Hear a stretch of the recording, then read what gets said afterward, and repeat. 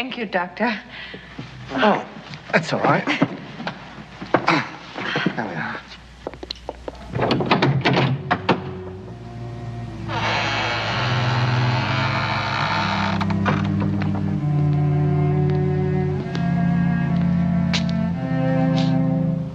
I am Frau Blucher.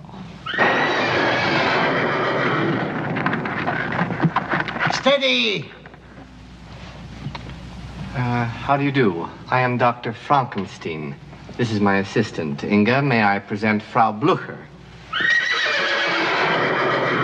I wonder what's got into them.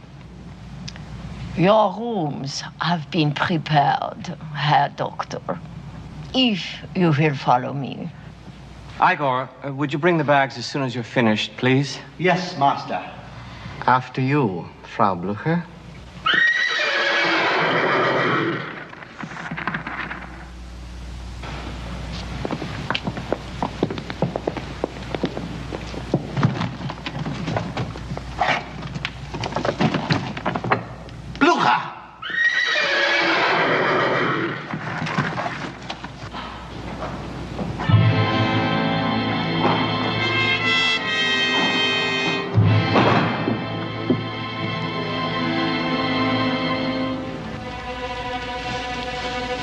Follow me, please.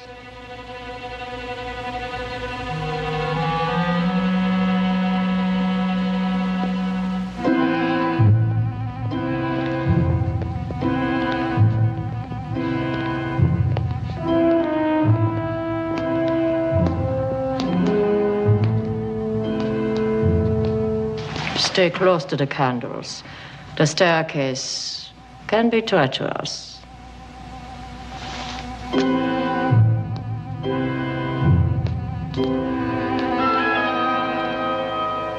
This is your room. It was your grandfather Victor's room. I see. Well, seem to be quite a few books. This was Victor's, the Baron's medical library. And where is my grandfather's private library? I don't know what you mean, sir. Well, these books are all very general. Any doctor might have them in his study. This is the only library I know of, Dr. Frankenstein. Frankenstein. Well, we'll see. Good night.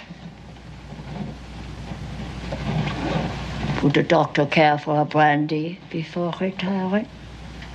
No. Thank you. Some warm milk, perhaps? No, thank you very much. No thanks. Ovaltine.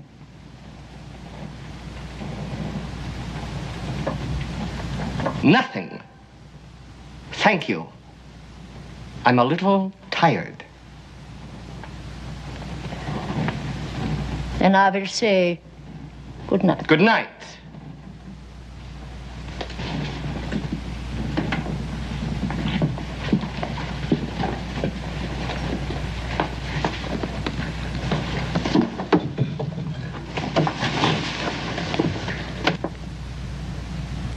Good night, darling.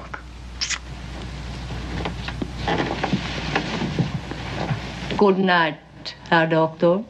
Good night, Frau Blucher.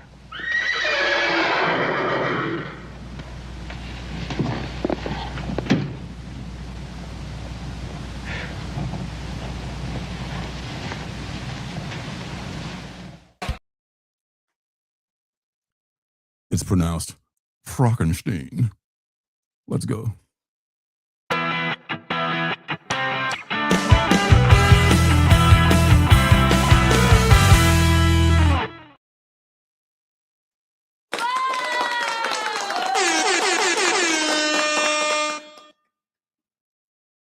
Good evening, one. Good evening, all. I'm Lorenzo, and this is the Wednesday New Comic Book Day live stream, and it's brought to you this week, as it is every week, by the Alternative City Shop.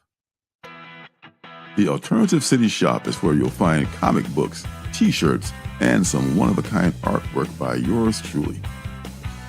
There are indie and superhero mystery boxes filled with comics from my collection. There are also pins and pocket mirrors made from images cut from superhero comic books.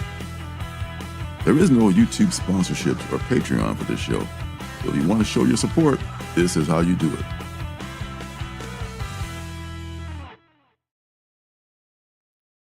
And as promised, I did put up some new books this week on the Alternative City Shop. And those books are these. These are 3 sketch covers that I finally finished. One is the Dracula Cha-Cha-Cha #1 by James Tynion.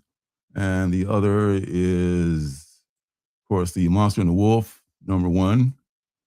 And then there is the Invincible Universe Battle Beast #1, which is a double cover. I guess we'll call that, I guess. Huh? It's a wraparound cover, if you will. I'm pretty sure you will. And it doesn't. Oh, here we go. So we get the creature who he faced first before he faced his. Whoa, get out of there! Before he faced his sister later on in issue #5. So there's that. So rush out and pick these up, and it's awesome. So there you go. All right. So, but with me tonight, enough about that, is your friend and my friend, fresh from his appearance over on Roscoe's channel the other night, where I was drawing the Joker along with everybody else. We got Phil from Phil's Treehouse. Welcome, Phil. Hello. Hello, Mr. Indie Comics and Games. Hey. Oh, I'm sorry. I should say End Reviews. Indie Comics and Games is my LCS name. It's a great name. Good to be back. Good to have you back. Good to be here. Good to be here as always. One of my favorite people in the whole universe, let alone the comics community, Mr. Phil of Phil's Treehouse. It's my fault we were late. We were engaged in engrossing conversation. Yes, we were just kicking it about different things backstage. Oh, look what it is. It's time to go on. How time flies. You're having fun. Shout, yeah. Speak. Shout the chat out real quick. Sure. First, we got Lovey Janet, who just offered on live stream this minutes ago.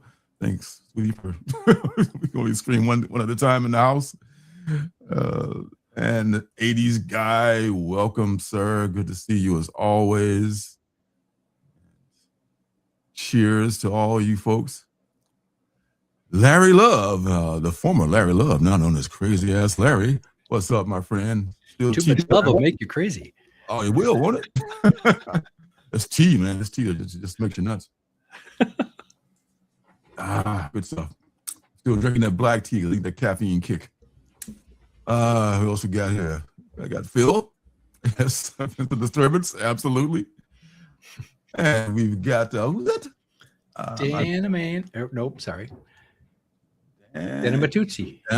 Oh, see, I'll be able to see. If I had like better glasses, I might be able to read that. Good evening, Dan. How are you, sir? Good evening. And that's all we got right now. Oh, wait, just one moment. There he is. Yeah, I was gonna say Damien's here. Sleepy Damien, how are you, my friend? Is your art class? Oh, I was just gonna say you're leaving for art class. So yes, go out there and knock them dead. Draw well. Draw those naked ladies and naked guys. Do you know, and tell me, Damien, if you're still here, is that through like a community college, or is that like a private instructor kind of thing, running a small group? What's the situation that lets you go to an art school in your area? Or maybe it's like, yeah. I contemplate taking some photography courses. Really? Yeah, and I have several choices, but I haven't taken the plunge. One is through a community college. That's all. Yeah, I mean, I was going to go to the Evergreen State College up here. When we first moved up here, they had this thing where you could, if you were a senior citizen, you could take a class not for credit, but just like sit in on the class and just learn stuff like Audit, that. Yeah. Well, that's what I think about doing, is auditing the class if I yeah. And 80s guy really is letting us in on the secret that Damien's really the nude model for the class that take place at a private studio. So There's some fanfic in the making. Hey, Wilbur. Wilbur, what's up, Wilbur? Oh my God, he's the model. Yeah. Hey, well, I tell you that modeling is not easy.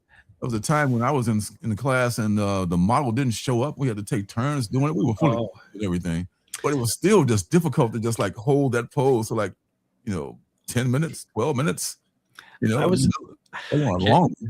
I have to confess that I was a model of a different kind at community college. I was a model patient for a nursing student class for a whole semester. On the surface, that sounds like it could be an adventure, but it's not the kind of adventure I would necessarily recommend anybody do. Model patient? A model patient for nursing students. Yeah. They have to like poke you with needles and stuff or something like that? Yeah. Do all kinds of things as they're learning how to do them. Test your reflexes. So I'm sitting there for a whole hour, my knees popping out and my elbows going weird things. That kind of stuff. Wow, man. Yeah. Wow. God bless. I don't know if I can do that. I only did it one semester. That was enough. Oh, yeah. That's long enough. Man, I almost took those drug studies they used to do. I thank God I didn't. I used to like, you'll be fine. Don't worry about any side effects. I knew guys who were working at the art store with me like, it's just easy money. You just go ahead and take like 30-day study. All you got to do is take these drugs. There's graphic novels about things like that, for crying out loud. Yes. It turned into like, Bane or some shit, So Damien says, if it's just a private place called the Joint. Okay, it's like a private, okay. That's neat. That's so very Portland, though. I mean, if you're going to, talk about moving to Portland. We were just talking about that. Yeah. That's so very, very, very Portland. And as we saw in the opening thing that didn't get me taken off the internet this time was a clip from Young Frankenstein, the Frau Brücker introduction. Exactly. Thank you for that sound effect. I love that scene. I love that whole thing about that, man. That's just such a great thing. And yesterday, these guys, RIP, almost all of them. I don't think all of them. I think Terry Garr is also. She's probably not even here anymore, right? She's one. No. And her career ended because of health issues. That's why we didn't continue to see her, even though she was alive. She was battling an illness, I believe, for many years. Oh man, that's that. Yeah. Yep. A great movie. Is Mel Brooks still around? I think he might be still around. Maybe. He was like, you ought to be 100 at least. Who? I'm sorry? Oh, Mel Brooks. Mel Brooks. I think he's still around. I think so too. Do you know his son's claim to fame? Not Foster Brooks, the drunk, right? There's a difference. No, and all of a sudden his name escapes me, but he was the author of World War Z. No kidding. Which later became the Brad Pitt film, and he's his own author. Yeah, he's got his own career as a writer. Wow. Did not know that. I did not know that. Katie says he's still alive, yes. Oh, Mel Brooks, yeah. I thought I saw him like very, very old at some point in some clip. If you're doing a documentary on me. Mel Brooks. on Mel Brooks, yeah. Okay. Yeah, man, God bless, still around. I know Carl Reiner passed away. I think that's what I was thinking had passed away. It was Carl Reiner. But Mel Brooks is still here. So, man, that's awesome. Yeah, that scene, the knockers joke. Yes. And I saw that at just the right impressionable age, and that has always stuck with me since I saw that. What a joke. That is so perfectly 12 years old for all of us. Well, thank you. I know, man. You're welcome. I'm glad. I love those kind of jokes. Man, so, geez. What's happening in the news? What's happening around in your world? Anything you want to rant about or glow about or crow about or any kind of respect you want to give anything out there? Just a big shout out to Pluribus. If you haven't seen it, give it a shot. The star Pluribus. Just Pluribus though. I think it's an Apple TV show, maybe Netflix, maybe even announced at Prime.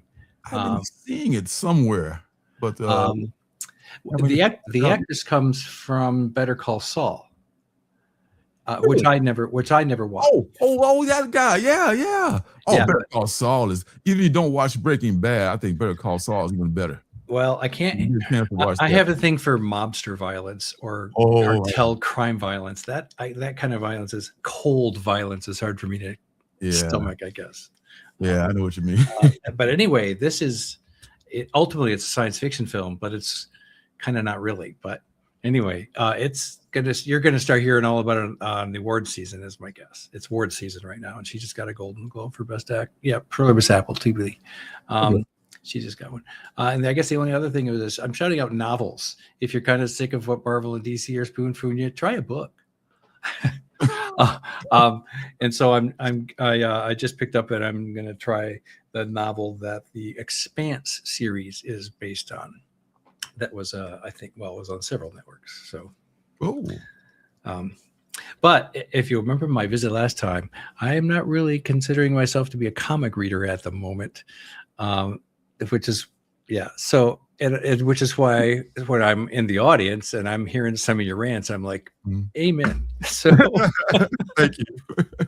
You're comic adjacent, but you're kind of like, I'm keeping the ones I got. I really enjoy them. I'm going to read them, but yeah. I mean, what's coming out right now, if not for the indies, I would definitely be not buying anything. Yeah. That's for, that's of course, Absolute Batman, which is from God. I'm not even joking.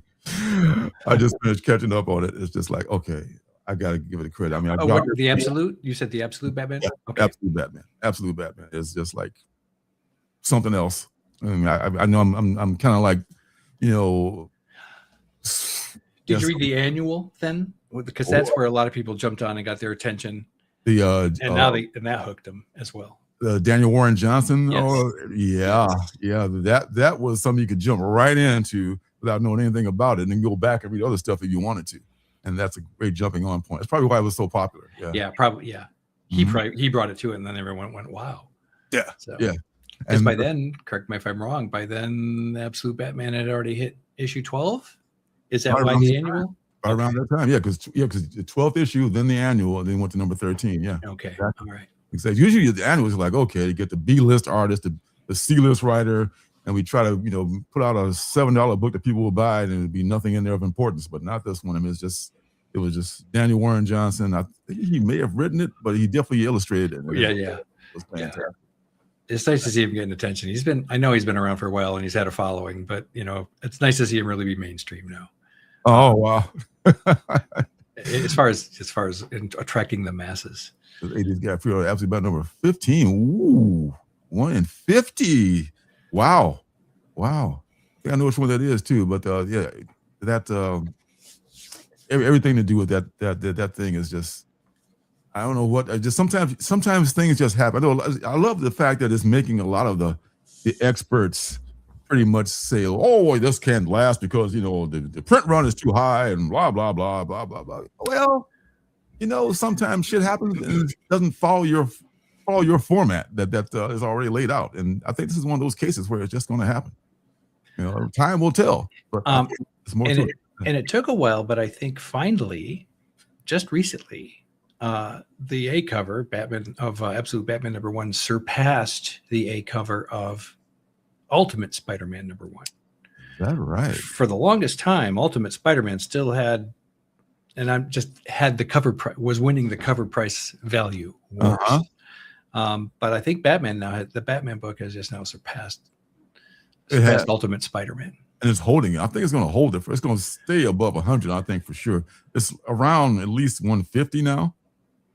In that ballpark for the A cover. It's over 100 for sure, and and I think it probably fluctuates. And I have several variants, because being a previews guy, I always pre-ordered my books 2 months out for $2.39 each. You're damn right. Isn't that great? Isn't that greght when you do all of these things and then you just sit back while everyone else is scurrying to find a copy. Love that. Too bad, so sad. Very bad, so sad. Yes. So that's one thing I love about the critics being wrong. Another I love about critics being wrong is that they're saying the Bears would be unsustainable in the playoffs and they wouldn't be winning the games because that coming behind Jazz. You gotta be up top in the beginning, and no one can come from behind all the time. Oh yeah, hold my beer. Yeah, hold my freaking beer. It says Caleb Williams, who is the one. He is the one. I mean, if you got the Rams coming up this week, this could be it. This is probably is going to be. And if any guy's going to take him out, it's going to be them. And I think the Rams are probably going to take him out because they're a more well-crafted team. But I wouldn't be surprised if the Bears upset them. If they do, that's it, baby. That's You it. know, I know you're a Bears fan. I know you're a Bears fan, and so I have been celebrating them on your behalf. Thank you.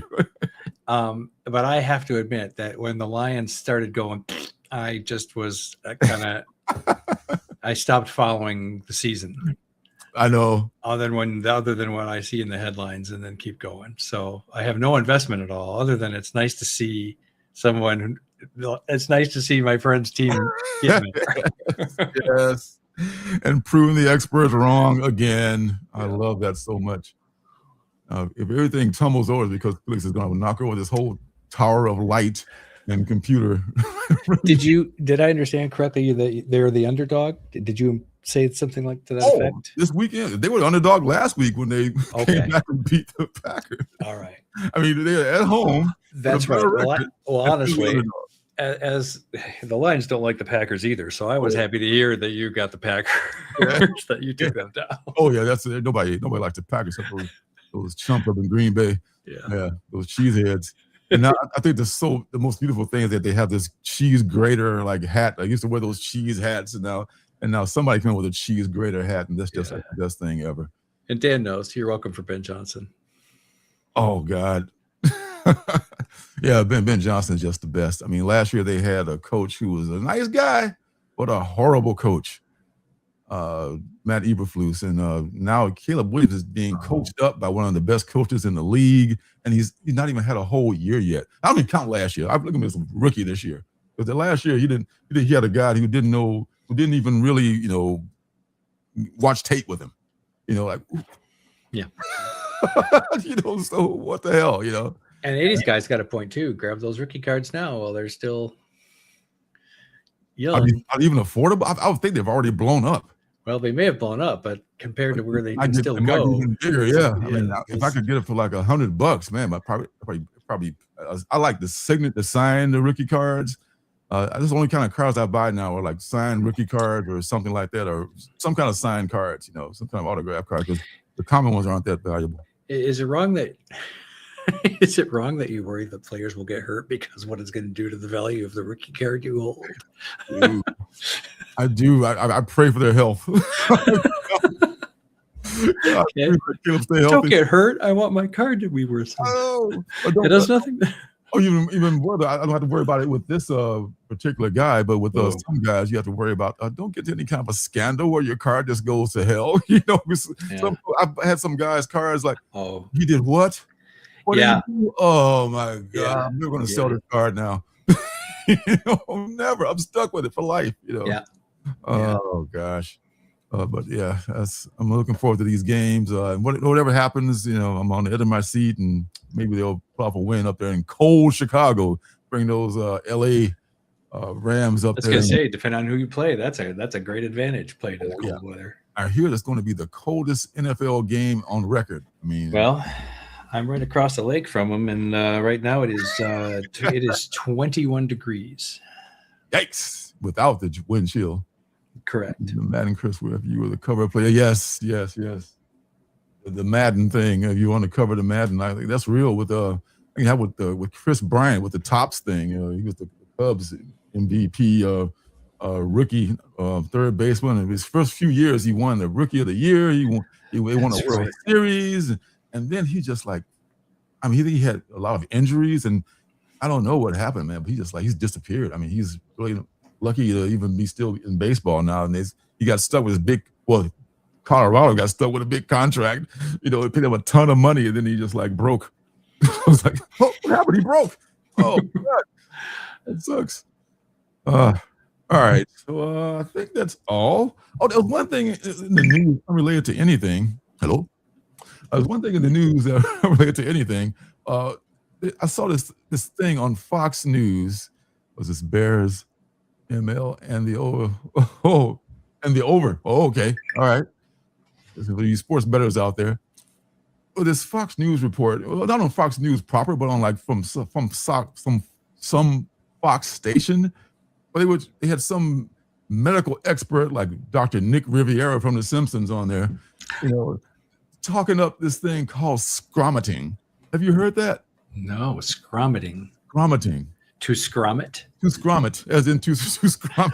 All Dictionary right. definition. To scromit. I'm going to regret saying that, aren't I? As a verb. And apparently it comes from smoking too much marijuana, which is what they call it. So I know it's a bullshit, report, but they call it marijuana and not cannabis. The devil's lettuce. Yes, the devil's lettuce. Smoking too much of that, and you end up screaming and vomiting at the same time.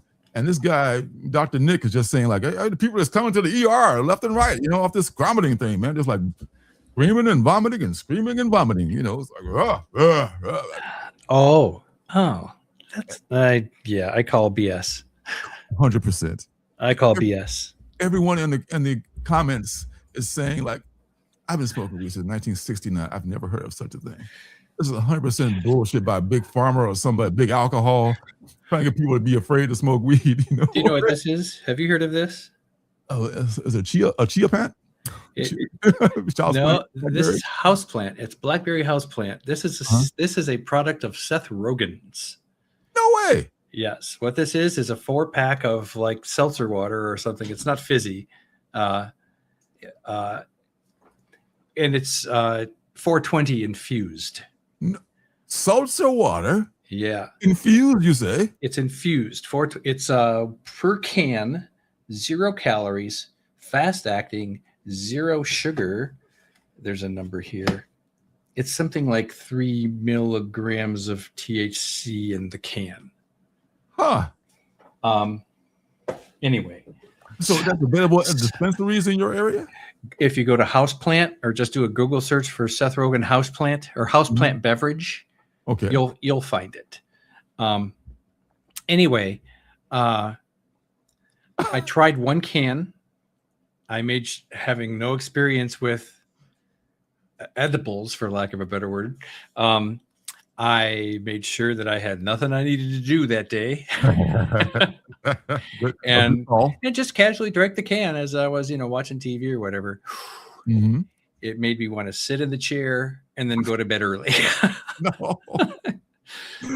Now, I'm not saying it was unpleasant, but I'm certainly glad that I didn't have any plans. It was the cliche meaning of the in the couch thing there. Yes. You probably have not imbibed, I should say, in a while. Or well, yes, I just don't eat it in that form. I don't eat it. There we go. I don't eat it. I don't ingest it. Is the best way of saying that. I do consume it. Now, having gone through that experience, and this, I'm sure your mileage varies per person if they're interested. By the way, if it's illegal in your state, and it is in mine, you can just go to that website and they'll send it right to you. Really? Yeah, it's mail. I got it mail order. I think that's, no. After I showed some friends, some of them said that that they've seen it for sale locally. So I didn't necessarily have to mail order it. Nevertheless, I would say if I was going to, when I do that again, because I still got 3 cans in the fridge, I'll probably drink a quarter of that can. Really? Yeah. You drank the whole can the first time, right? Yes. I didn't chug it. I just sat there and casually drank it, but it didn't take long. Yeah. Okay. Yeah, anyway, edibles take a little bit longer than probably 80s. Probably 80s. It probably would. Yeah. It's like, as if you were drinking and show up in the drug test. Yeah. Well, hopefully you don't have to take one, so that'd be nice. What was that? Larry Love said he had something about here it is. Thanks, Phil. You should take the class I've been taking photography since 1983. Yeah. I have a fancy camera that I don't deserve, and I don't know how to do anything with it other than turn it on in its auto settings, and that's a shame. Me too. I mean, mine's not super fancy. It's like a kind of, I guess, a basic Canon with the kit that came with it on there, the lens kit that came with it. But other than just, I used to film my unboxing videos with it, or occasionally take a close-up picture of a ladybug or something like that, but I don't know a lot about what I'm doing here. I'm like a monkey with a machine gun. I have no idea what the hell Yeah. I got here. I probably could do a lot of stuff with it if I really knew what the hell I was doing. Yeah. See, I got to know the rules to know how to break them.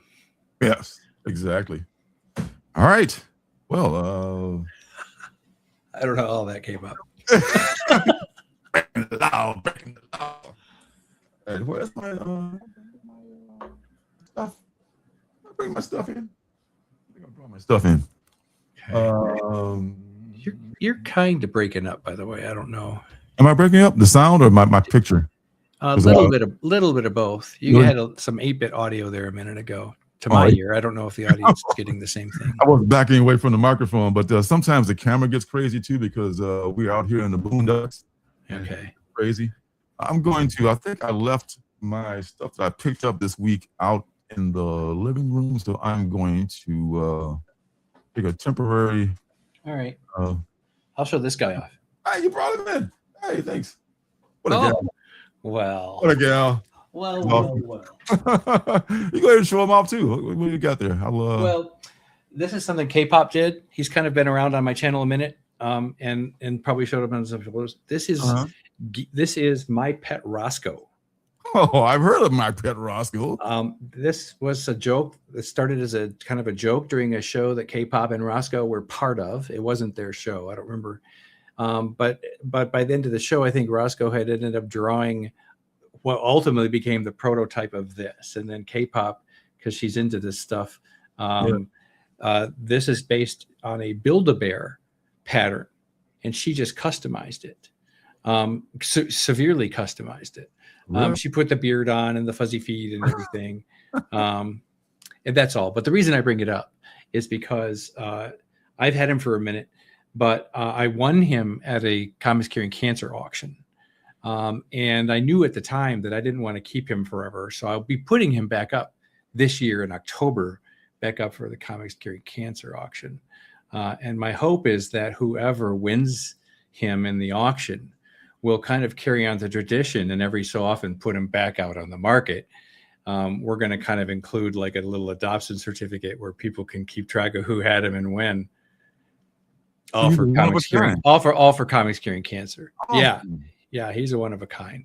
And then just to be, I don't want to hog the show, but she put little pre-recorded audio in his feet. So here is an example. And Roscoe, this is Roscoe's voice.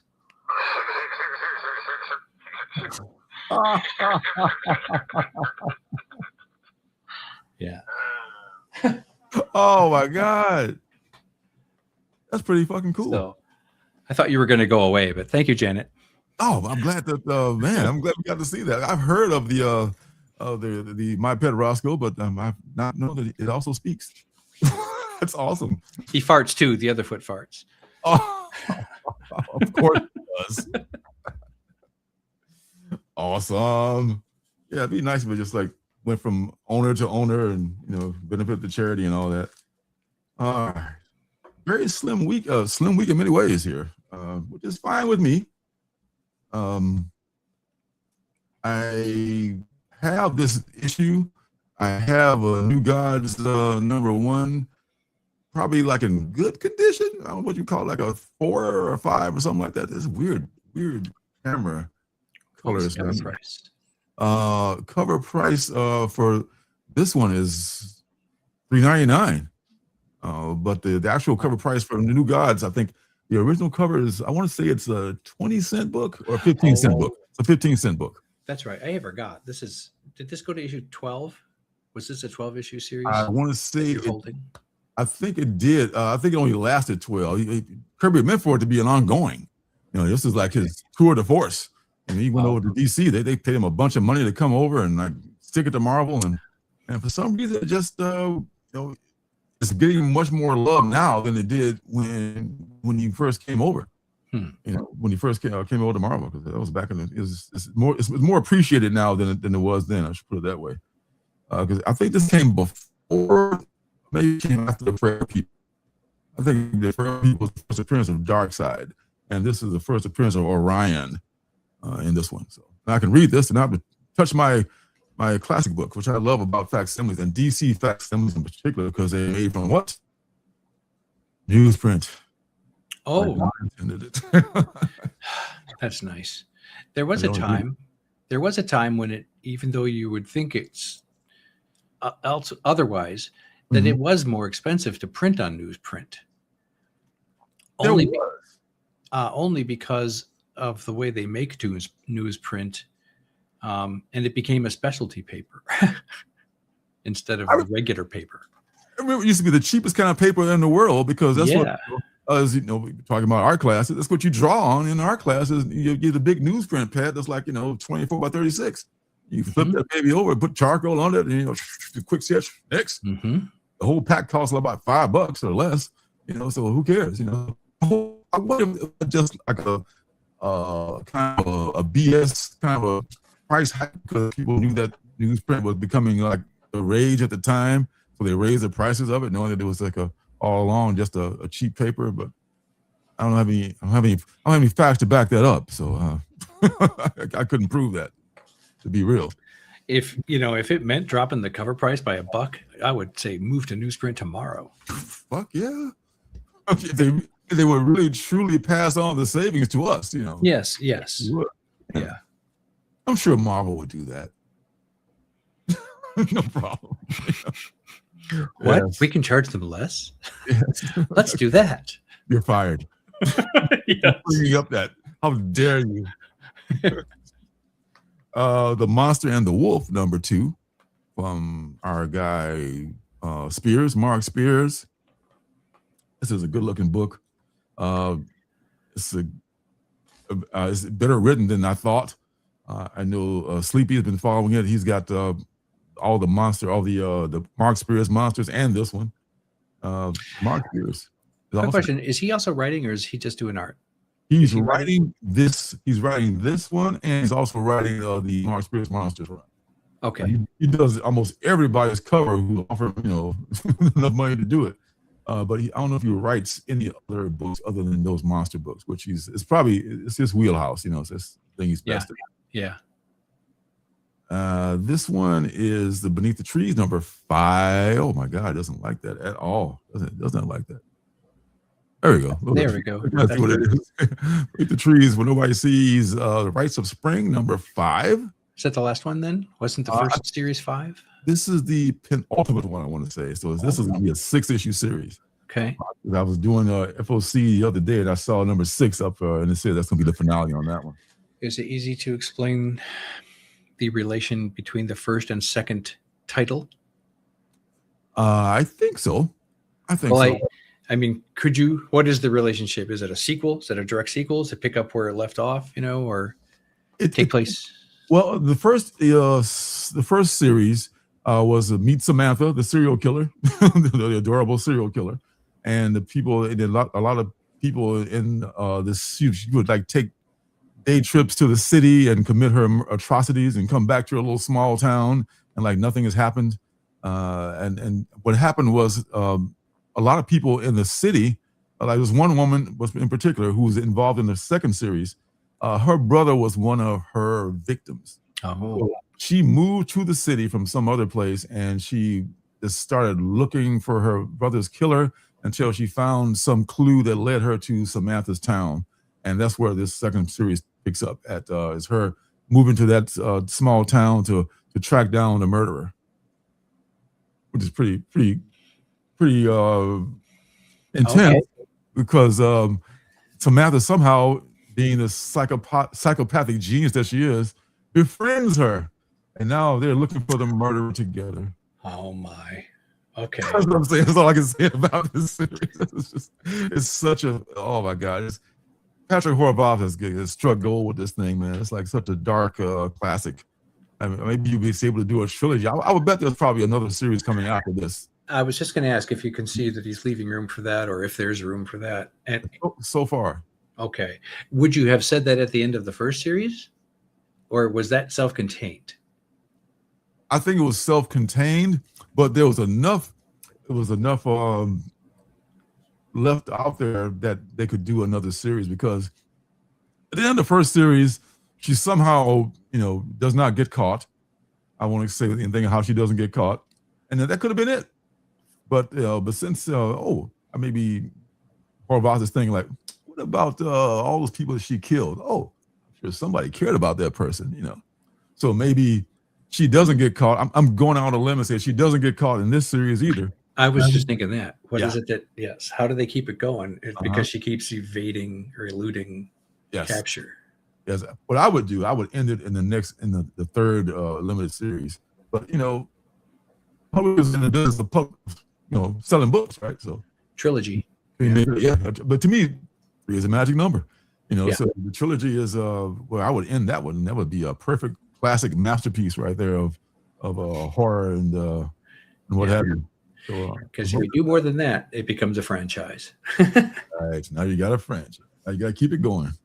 What we call a soap opera of sorts. Spin-offs and Spin-offs. Oh people will get tired of it. Oh, once again, I love the Absolute Batman. It's completely different. All about that one was good.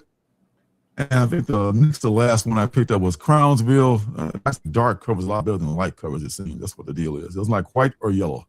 Talking about my camera, or Janet's camera, which I'm borrowing right now. Crownsville is the Rodney Barnes, I think 5-issue series about the institution, in a true story about this insane asylum in Baltimore, Maryland, that is haunted. And he's really good at telling stories like that, like in this Run Fool radio show. Haunted but still in use. I believe it's closed now. Okay. It's not torn down yet, but we have closed. one of those in Michigan too. Really? Yeah, in a town called Traverse City. Well, actually, they turned it into I've never been inside it. I've only driven past it. And it's large and it's on a hill, so it kind of has some tropes already in store for it. But they turned it into like a shopping. You can go inside and there's shopping and restaurants. But it used to be a mental home. Come die at the asylum, folks. I'm sure nothing but good energy there. Yeah. I'll see if I can find a picture of that. That's what we call real estate, folks. I mean, real estate keeps its value. I don't care what it is or what it's not. And it's oh my God. Yeah. A hospital I used to work at became a condominium. Like, really? A condominium? So like the rec room was probably what used to be the morgue or some shit like that. Like, come on, man. I mean, but some people just don't believe in energy and shit like that, but I totally believe it. Especially with a place like that, because there's so much energy in there. This shit stays there, man. It just doesn't dissipate. It's a graveyard. I was gonna say, it's like in Poltergeist, they built their house on the old Indian burial ground. Yeah. They don't do that. Yeah. So it's just bad mojo. Shit keeps happening. And the very last thing I picked up here. While you look for it, you find that photo, or I did. Okay.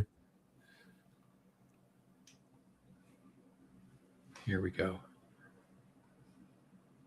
Let me see if I can blow it up here. Here we go. I can drag you over here. Oh man, that's and this is an old photo, I'm guessing. Yeah. This is the way it used to look. And actually, it looks like this might be already in its rundown state. But then some developer came in and made it all nice again, keeping its its visual aspect. Yes. And now people go here and are entertained. Wow. I love to hear stories about folks that work there, or from people who work there.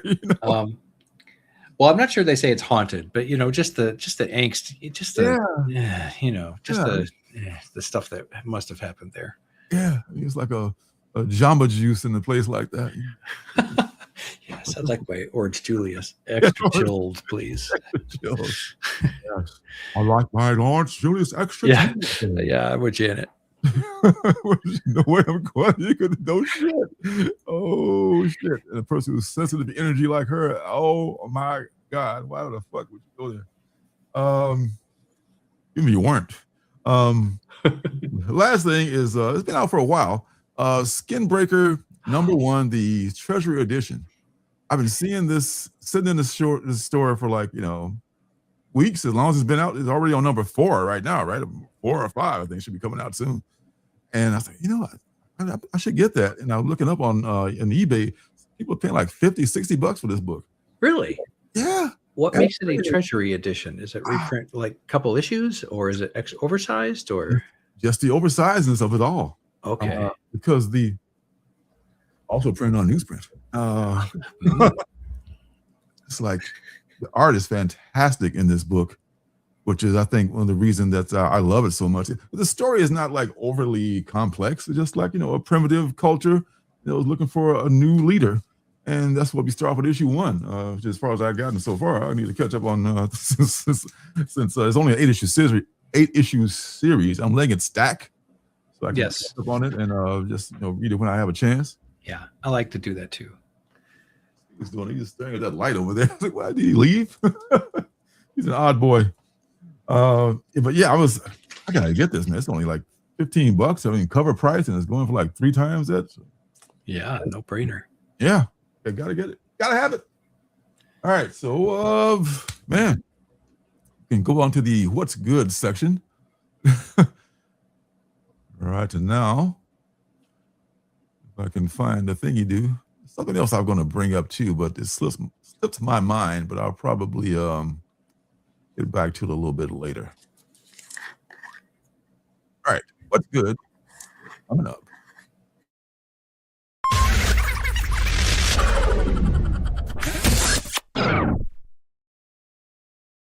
All right, so this time of year is tough for not just for those of us who hate the cold and the darkness, but for those of us who that's the thing for real, man. I don't know about you, but my mental health is not in great shape right now because of the lack of sunlight. It's a real thing.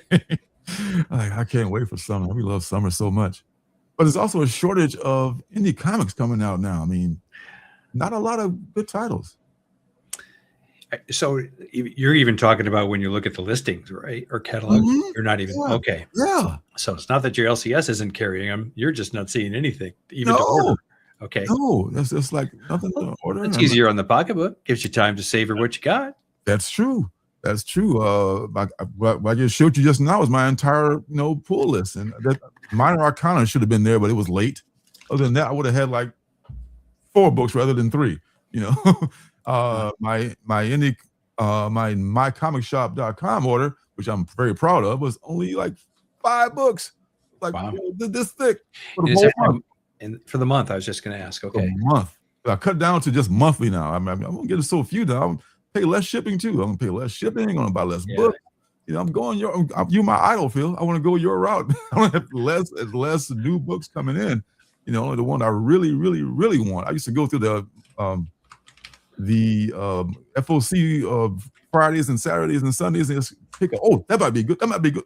Now it's like, see, I know this author, and this is like a good one here, maybe. So I'll maybe order like 5 or 6, maybe books a week, maybe, which will come out, 2 months from now. So I'll forget about them, and I love it. Well, I do remember when I said finally, okay, I'm done, and I stopped looking at pre-orders. I still had 2 months of comics waiting for me. Yep. In some cases coming in week at a time, but so it's not like it was just over. I was able to wean myself off. Yes. Yeah, I actually stopped this 2 months ago. Yes. Just reaping the benefits of it now. Ooh, 5 books for the whole month. You said I could never stop doing it. And one thing I couldn't quit. I just can't quit you. Absolute Batman. There it is. Absolute Batman is the only mainstream book. Damn. I mean. Well, go ahead. I'm getting the Matt Fraction Batman. Ooh, really? I'm stacking it, but I think I have 3 books on my pull, and the Arkham or the Matt Fraction Batman is one.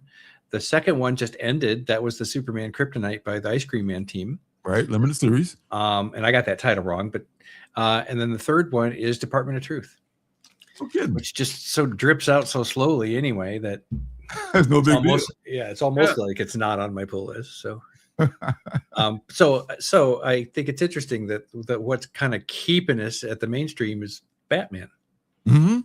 Yeah. To me, he's always been my favorite DC character. I know that sounds cliche, but I liked him even back, before he went dark with he was just sitting on my books right now, making them go down in value.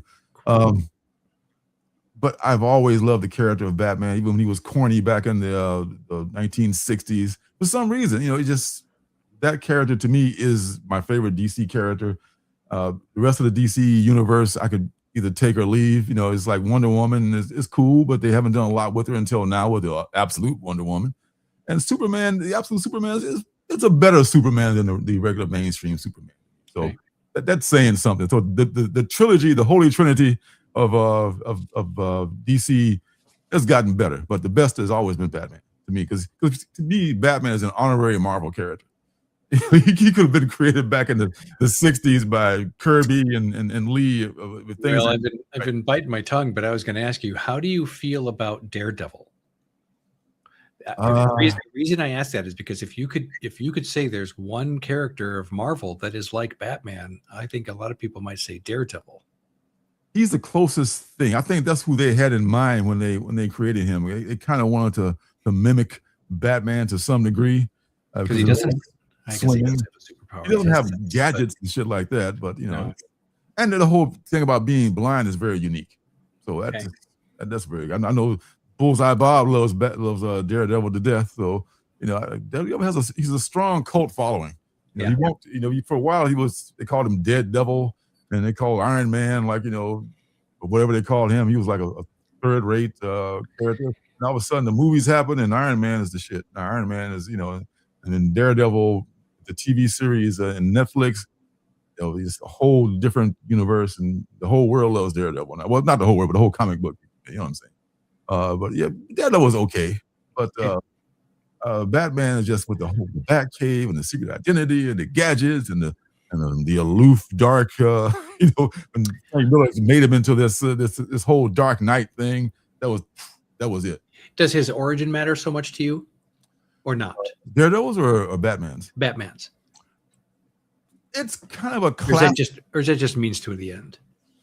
I think everyone knows when it's kind of a cliche now, because everyone knows, like, my parents were killed by criminals, therefore I must fight crime. That kind of a thing. Yeah, it's not a terrible origin. Is that the original though?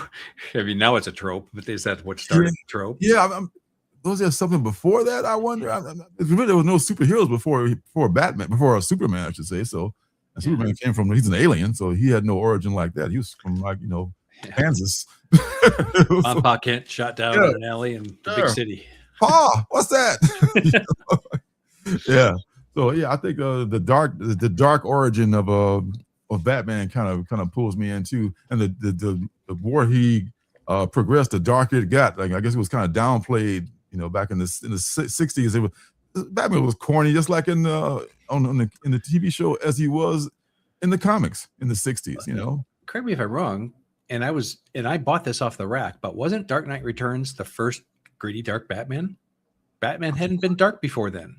Not that kind. I think way back in the 40s, maybe he used to shoot people because he carried a gun. Okay. I don't know, but it was as dark as he ever got back then. And they got rid of that gun nonsense, after a few issues. Yeah, we got the 50s to go through.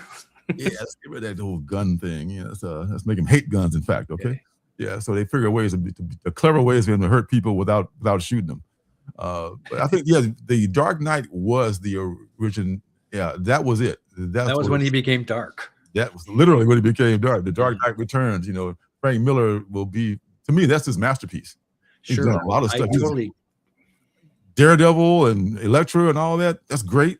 But the Dark Knight Returns is his fucking masterpiece. Mm-hmm. That's the shit. That got me back into comics after I've been out for a while.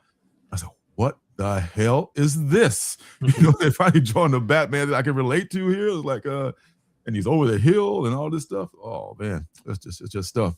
So Batman's absolute Batman takes it to the HNL, as used to say on Mad TV, the whole other level. They have just taken it and run with it. They've added the manga influence. And I just caught up on the whole series. I just read the whole series. I know this is an indie show. I'm not going to highlight, DC and Marvel. I get it. But sometimes there is genius afoot and you have to recognize it. And I think that this is a little bored cat here. Step on my thing. Say hi, Felix. Hi, Felix. And it's actually turned out to be something. Hey, look at that. Oh. Say something. My claws will love the windscreen. Oh, he's going to. Oh, Susie Brightside. Susie Brightside. I'd never heard of that. She's crediting you. Yeah. I always say that too. She has a way of saying stuff like, well, at least, blah, blah, blah. This is the bright side of it. Like, really? That's funny. You had to really stretch for that one, didn't you? Oh, God. Yeah, I did make that up. I don't remember it, but I'll take credit for it. So they have put 1 through 15 Absolute Batman. They have pretty much deconstructed Batman. And I mean that almost literally. I mean, they put this guy through so much. He was kidnapped by Arkham, and they did surgery on him. They injected him with the venom that Bane uses. So he turned into this big steroid monster and stuff. And him and Bane had the big showdown where Bane got as big as a house.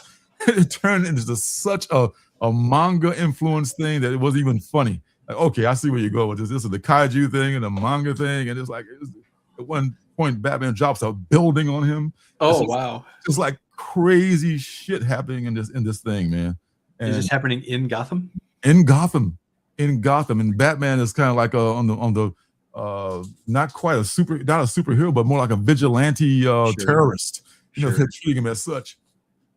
And the whole Bane thing, he was just a product of their Arkham's big project that turned him into this big, huge steroid-induced monster. And once Batman vanquished him, we introduced the Absolute Joker, who may or may not be immortal.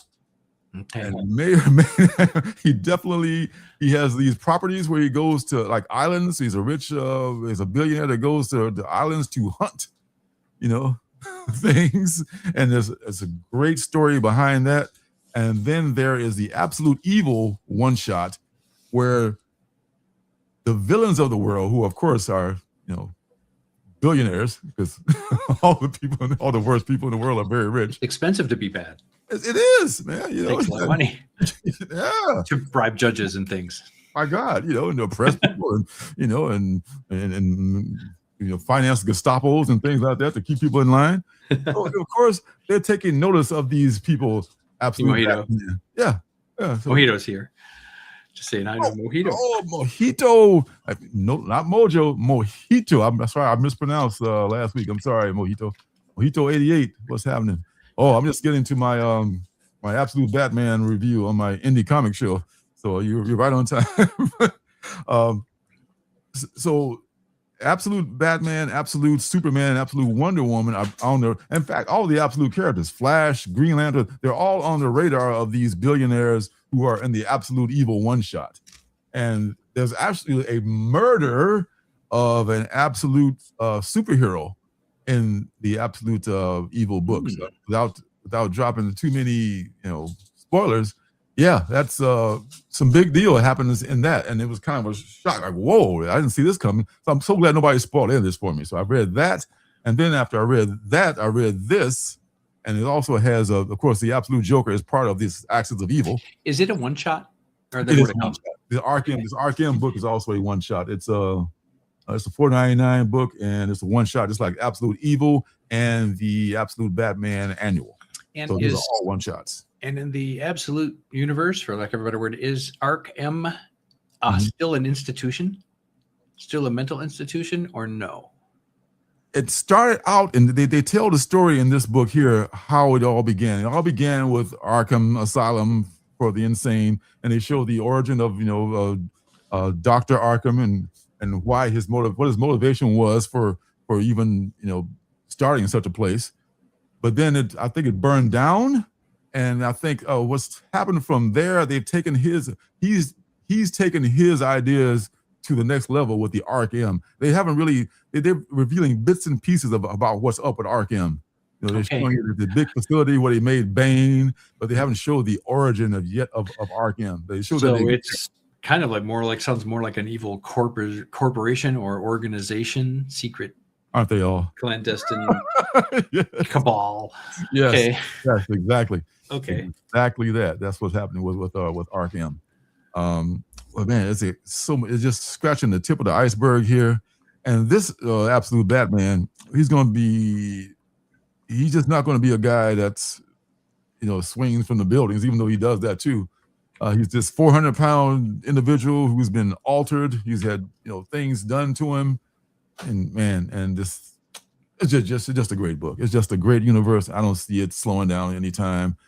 Only thing left worth reading, in mainstream comics, as far as I'm concerned. But and you mentioned that Superman and Wonder Woman appear here, correct? He just mentioned Wonder Woman in his last issue of Absolute Batman, and in this one shot, they did mention her too.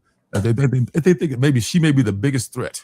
Is there? Oh, I was going to say, is there anything in those books that makes you want to go read the individual series of those other characters? It's yeah. Oh my gosh, that's so interesting! I got to go read that now. Yeah. And the Absolute Evil book, when the Cabal is like talking about all their their threats, Absolute Wonder Woman is probably at the top of the list, and Superman he's there too. But this woman, she's commanding like the military. Like, what the hell's up with that? She can come here from some other place, like from hell, actually, where she comes from. Okay. And you're just commanding the military to stand down, and they obey her. You got to watch out for her. Stop that. Dangling cords. That's bait. Yeah. Oh, dangling cords are just like the kryptonite. You can't help it. It's moving. It's just hanging there, man. Just hanging there. What am I supposed to do? This is taunting me. He's training you right. Yeah. So he doesn't bite my cord off, I'll be all right. So Absolute Batman, no matter what you pick up, Arc M is just follows in the footsteps of all the other great ones that have come. Read this book, man. Read this book. And you have something you would like to share also, sir? Yes. I'm going to actually share a website and a series of articles that I would highly urge anyone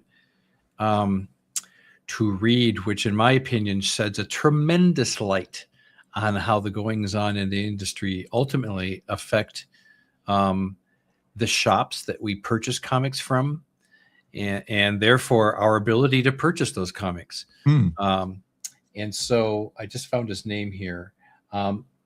This is a retailer who has had a monthly or weekly or column probably for a good 20 years at least. His name is Brian Hibbs. He owns 2 shops in California. And I'm going to share a website. I'm going to drop a link. So it's a direct link to if you want to do some reading. But the name of his column, and this can be found at The Beat or comicsbeat.com. But this is a column called Tilting at Windmills. I actually own 2 paperbacks which collect volumes 1 and 2, which collect his columns. But he gives such tremendous insight on what it is like to be a retailer. I'm doing it wrong. Okay, I'm sorry. I screwed it up. I'm sorry. That's okay. You're out of here. Anyway, so here's this is what it is. Windows, and I would just recommend you see Tilting at Windows number 301, 302, and 303. This is a 3-part column. There may be a 4th where he really goes into the effects that Diamond's demise and the resulting situations of Diamond's demise, how they are affecting your local comic shop. He goes into great detail on his inventory system. He shares the dollar amounts with you. He tells you how much the comics cost him. He tells you about what the challenges are and sometimes why those alternate covers are not at all good for certain retailers. He talks about how to order responsibly and how to not order responsibly. Ultimately, it was kind of through him. I'm just going to open up the latest one just to kind of give maybe an example. Does he even? No, he doesn't. It doesn't make it easy to pop. But if you want to hear about just the plight of a retailer, if you've ever imagined what it's like to own your own comic shop, I highly recommend this series of articles. And he makes a point. I'm not saying I necessarily agree or disagree. He makes the argument that even though Diamond Distributors was indeed a monopoly, and monopolies are almost never good, at least it was a monopoly that was working more than what is going on now. And ultimately, his point is a couple of things I've learned from him over the years about the plight of retailers. Most of the time, they're paying out of their pocket in advance, which is why if you order books for your pull list, it's so important that you go get them, because, it's like, what if I said, go buy me groceries, and you went and bought me groceries, but then I didn't pay you back for them? That's exactly what this is. And he makes the point that as a retailer, everything you see sitting on his shelf, it's already paid for, and that is lost money until you buy it. So in a way, he's brought up, he kind of introduced to me the concept that he only orders enough books so that maybe he'll have one left. To him, an empty shelf is kind of good. I don't want to put words in his mouth. But he tells you about how Diamond shipping practices affected the market. But he also talks about, and I'll kind of stop now. He also talks about how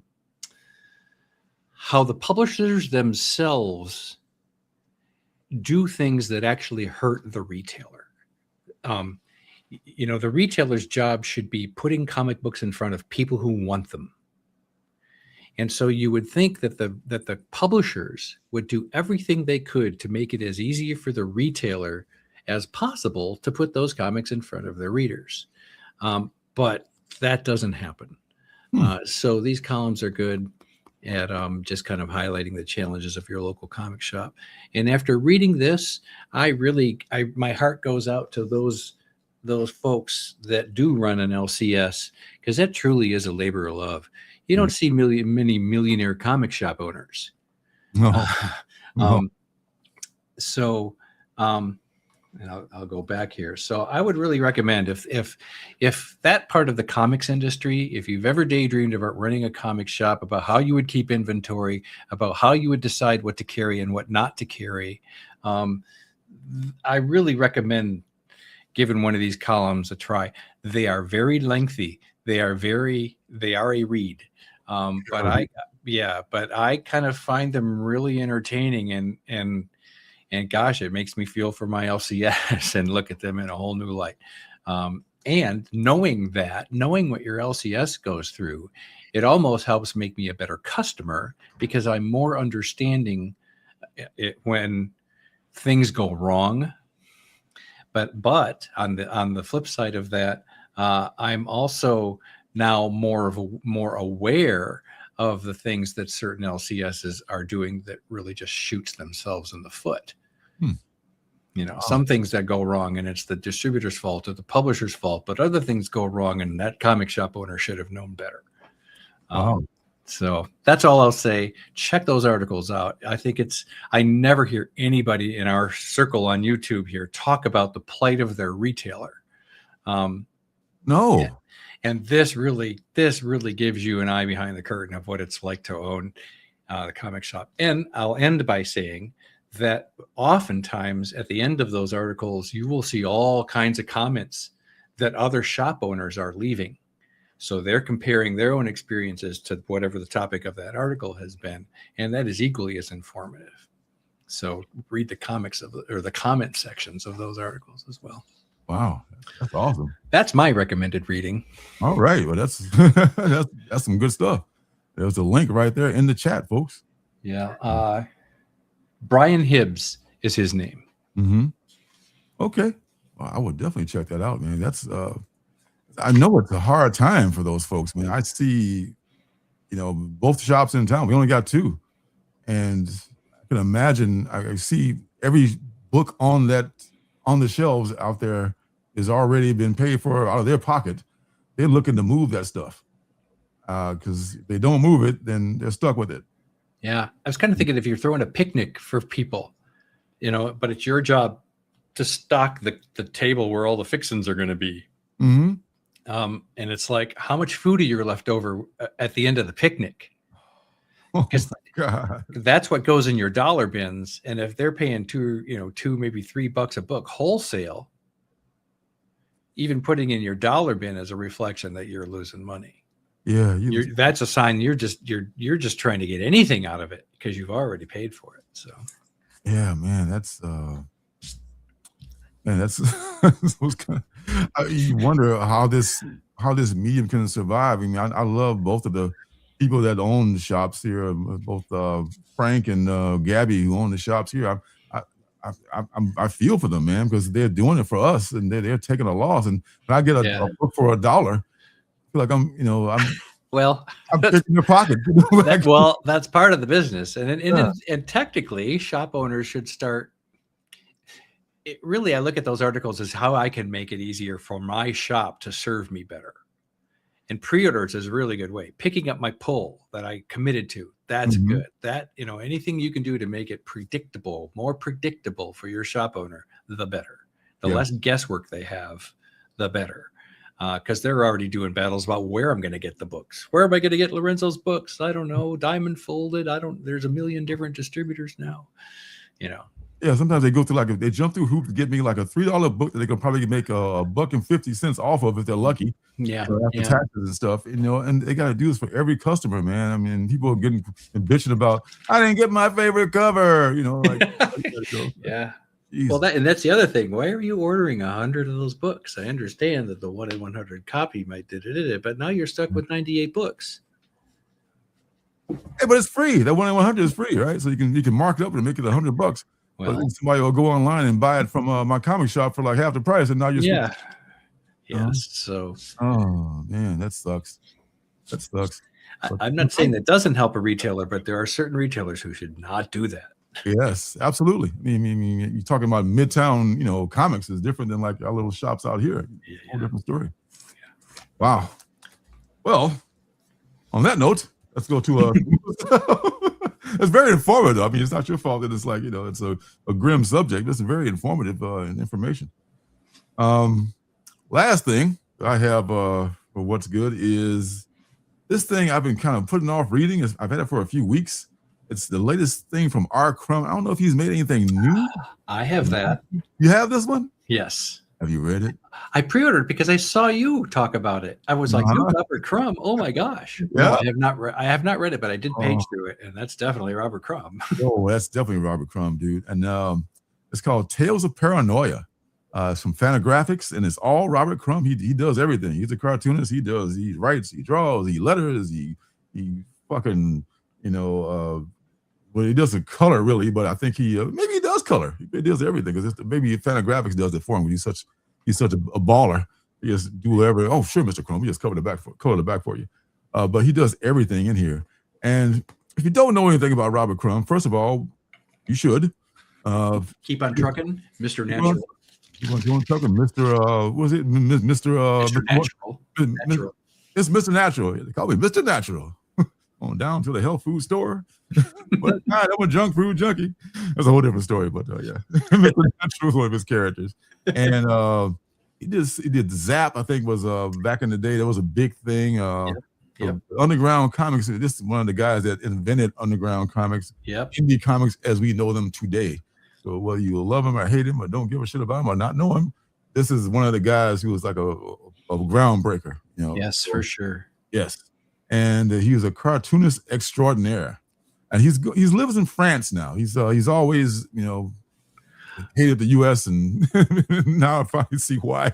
In many ways, him and his wife moved to France some years ago. His wife, Eileen, his second wife, passed away I think in 2022, and he addresses that also in the book.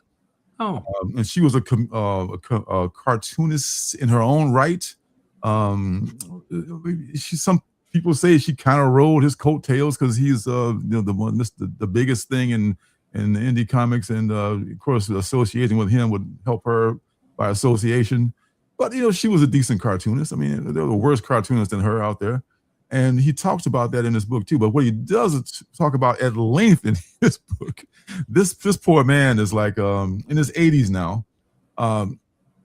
See the beauty of his work there. If I can get the camera to act right there. Some of that. Good Lord, I gotta get that camera fixed. And see kind of the contrast of all the cross hatching and all the stuff that he does. I love his line work. Yeah. His line work is beyond me.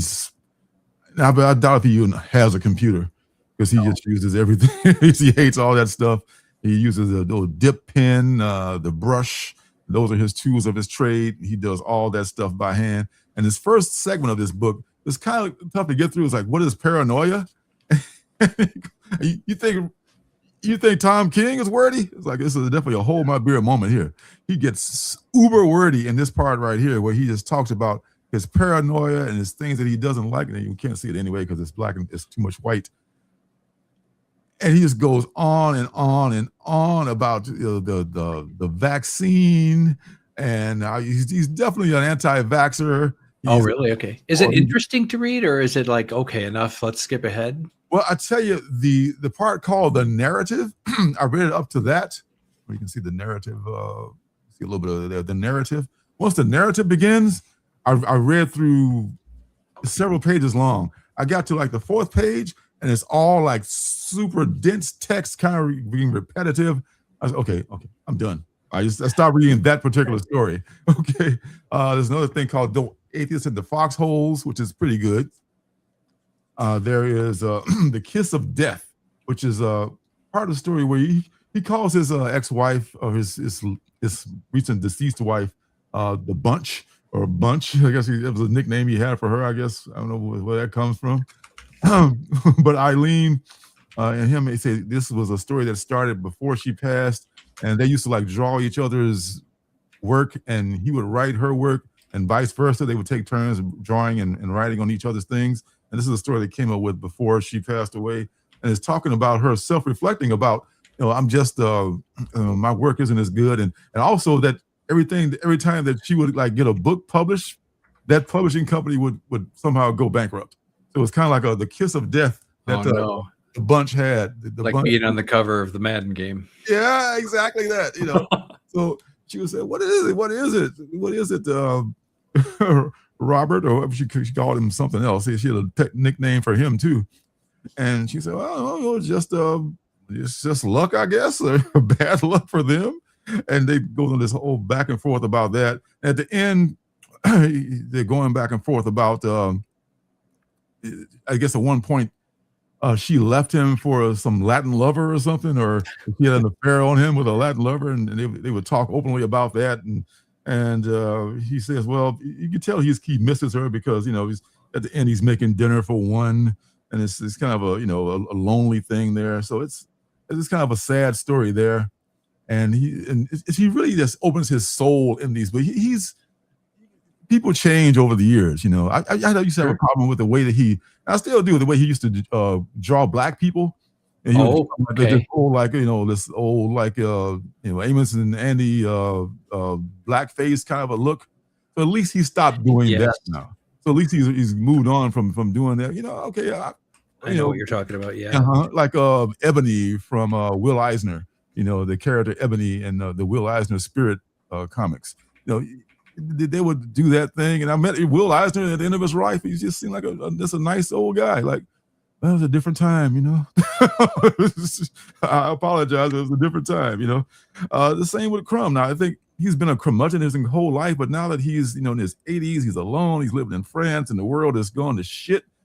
He's really, you almost feel sorry for the guy now. And a different conundrum is just when more he's talking about a difficult conundrum is where he talks about the shot. And he said, should I get it? Should I not get it? Do I trust the government? Do I not trust the government? Do I trust big pharma? And there's some valid points to all that, but it's also kind of like a cross between maybe a journal, some self-reflection, autobiographical, certainly. Mm-hmm. Okay. Yeah, it kind of blends that. It's kind of like he worked on it. I mean, the amount of density to this. I mean, this is all hand lettered, and this is the part of conspiracy theories goes on for a couple of pages too. All hand lettered text with a few illustrations thrown in. All hand lettered, and the time he took to do this, it had to take years. I mean, even though he was retired and by himself and all that, it took a long, long time. So this is stuff that's been happening to him over the last few years, I think. Then there was a good story in here about his worst LSD trip ever. And this is from his when he's with his first wife, and he's met these people. It was so interesting the way he described it too. He names the people. One was named Pete Cornell, and it was a scientist and the scientist's wife. And they met over at the scientist's place. It was one of these things where they were giving out free LSD, but the catch is you have to take it around them, and you have to remain in their house while you take it. So he felt like this was probably like an MK Ultra experiment or something. That was the graphic novel I was talking about earlier that I couldn't remember the title. Yeah, sounds like that would be in a graphic novel. Yes, Okay. yeah, yes. I mean, and he said that he got so sick, and he'd had acid before. He never got this sick off acid until he had this acid from these people, who wanted to stay in their house and so he could be observed, And he got so sick, and him and his wife decided, let's get the hell out of here. And they just bounced. But then they came back again, and I guess they wanted to. I guess it wasn't a bad enough experience the first time. They decided to hang out with these people again, and there was this one kid who was having a bad reaction. And you can see him kind of like cowering in the corner right there. Yeah. And the scientist and that guy just threw them out. It's like, okay, get the fuck out now. Y'all go. Because the guy was having a bad experience, right? He was ODing, I guess. Not ODing, but he was like having a really, really bad trip where he was just like, curled up in the fetal position. And he was thrown out. And he never saw those people ever again. And that's why I think that was an MK Ultra experiment. Because they were doing that shit back in the back in the 60s and seeing what they could, how could we experiment on these people and what effects LSD might have. It was like a new kind of acid or something they were trying, kind of like experimenting on. Why you gotta go this way, man? Where are you going? Where you going?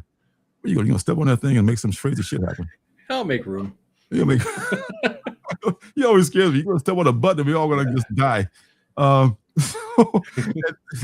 And then he talks about the deep state. He's in love with the deep state and all this stuff. There's a deep state woman, not a black magic woman, a deep state woman. Deep state woman. Deep state woman who doesn't name by name, but he goes into detail about all her appointments, mostly by Democrats, unfortunately. Well, of So he's course. very much of a conspiracy theorist. Yes. And We're really good at that.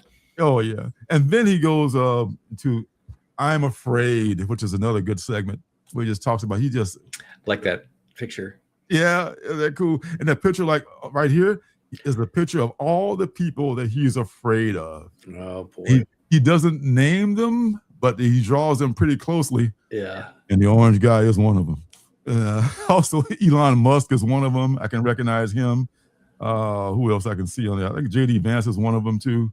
I think Hillary Clinton might be one of them too. So there's a lot of people on here who you probably should be afraid of, but I wouldn't sit my life in a fetal position, being afraid of these people. I go out and live my life and just know that these people are bad and just move forward without that. But apparently Mr. Crumb is having, difficulty moving forward sometimes. He's got and the last thing is like, God help me. He's like, he actually has a moment of reflection about his own mortality, which is pretty, it's pretty kind of moving there too. So that's some good stuff in here. I think it's worth the $4.99 price that it picks up. The first part about the paranoia, you might want to skip through that, and depending on how much time you got. You got a couple hours. Might have a birthday. Oh my God! Like, oh my God, dude, I get it. Did you ever see the documentary about him? Oh yes, the documentary, Crumb. Yeah, Crumb is. Yes. That holds up to this day. Yeah. That comes from an interesting family. Oh my God. The brother passing the string was what still stands out to me in this day. I forgot about that shit. I remember the part where he said that he saw this woman with a big butt in a store, and he just became obsessed with it, and he was just hypnotized by it, and he had to just pants her. And oh, really? He pantsed a woman in the fucking store. Oh my He got god. arrested or some shit, as he should have. Yes. Was like, for sure. did you? That's a little bit of lack of Oh my God! What do they call it? Lack something. of self-control or whatever. Well, yeah, for sure. Something oppression or suppression or something like that. I forget, but yeah, that's something that people just don't do. Yeah. You have to know somebody. Yeah, You don't do that. I was gonna say, usually you might think about it, but you don't do that. It's kind of like, did I say that out loud? Come to life. Well, I know he always drew, and I don't know what the official term would be. I would say thick women. His women are always thick women. Oh yeah, he loves his thick. I think his last wife was just like one of his drawings. Okay, that's why he called it the bunch. Okay, I put it together now. All right. But yeah, it was his thing. Like Honey Bunch and Pro Junior was two characters from his old things, and Honey Bunch had a big old butt. Yeah. I instantly, that a lot of times when I see it's the woman on the page and I go, oh, that's Crumb. Mm-hmm. And I can recognize it because of the woman. The Crumb style. Something about their calves. Yeah, the big, thick, muscular calves and butts. That's what you love. Yeah. He wasn't a boob man, just had average size boob. But he was the butt worshiper. Yeah. And my cat is making the rounds. There goes the tail. Yeah. They're revolting. Yeah. Yeah. That's definitely a Crumb butt, and that's what is known. Yeah, he's known for that. Man. So that's I think if you're a fan of the man, you know him and you appreciate his work. This is a $5 well spent, or $6, whatever it is, well spent, because he worked his ass off on this. And who knows? It could be his last. He's up there. Yeah, he's in his 80s. Yeah. Two artists came to mind, or two indie creators came to mind as you were showing me that. I assume you've heard of Charles Burns, Black Hole. Yes. Okay. Mm-hmm. How about Adrian Tomine, Optic Nerve? Optic Nerve. I know the name, but I know the name of Optic Nerve of the book. Yeah, for sure. Right. They just came to mind as you were showing me that. Yeah. Not that they're similar in style, but they're. But they are definitely both. They know how to use their blacks, and they're definitely a classic brushwork. Both all those people. Yeah, all great artists, and I think all classic artists too. Hey, Rias Fergus, what's happening? And the Space Case. Kitties, what's happening with you? So yeah, that's your what's good for today. Let's move on to the next section here, which is I'm gonna have to get rid of this thing. Get rid of it. I always have a hard time when It's not easy being the producing and hosting all at once. I know, man. You appreciate folks who do it all. One-man shows. Okay, new comics this week. Yeah, a producer. Oh, sure. Anybody can do a show with a producer. Sure. All right. I'm going to tell you right away, folks. Not even going to fucking lie. We got a big visit from our favorite guy coming this week. So I might as well just let him come right on in.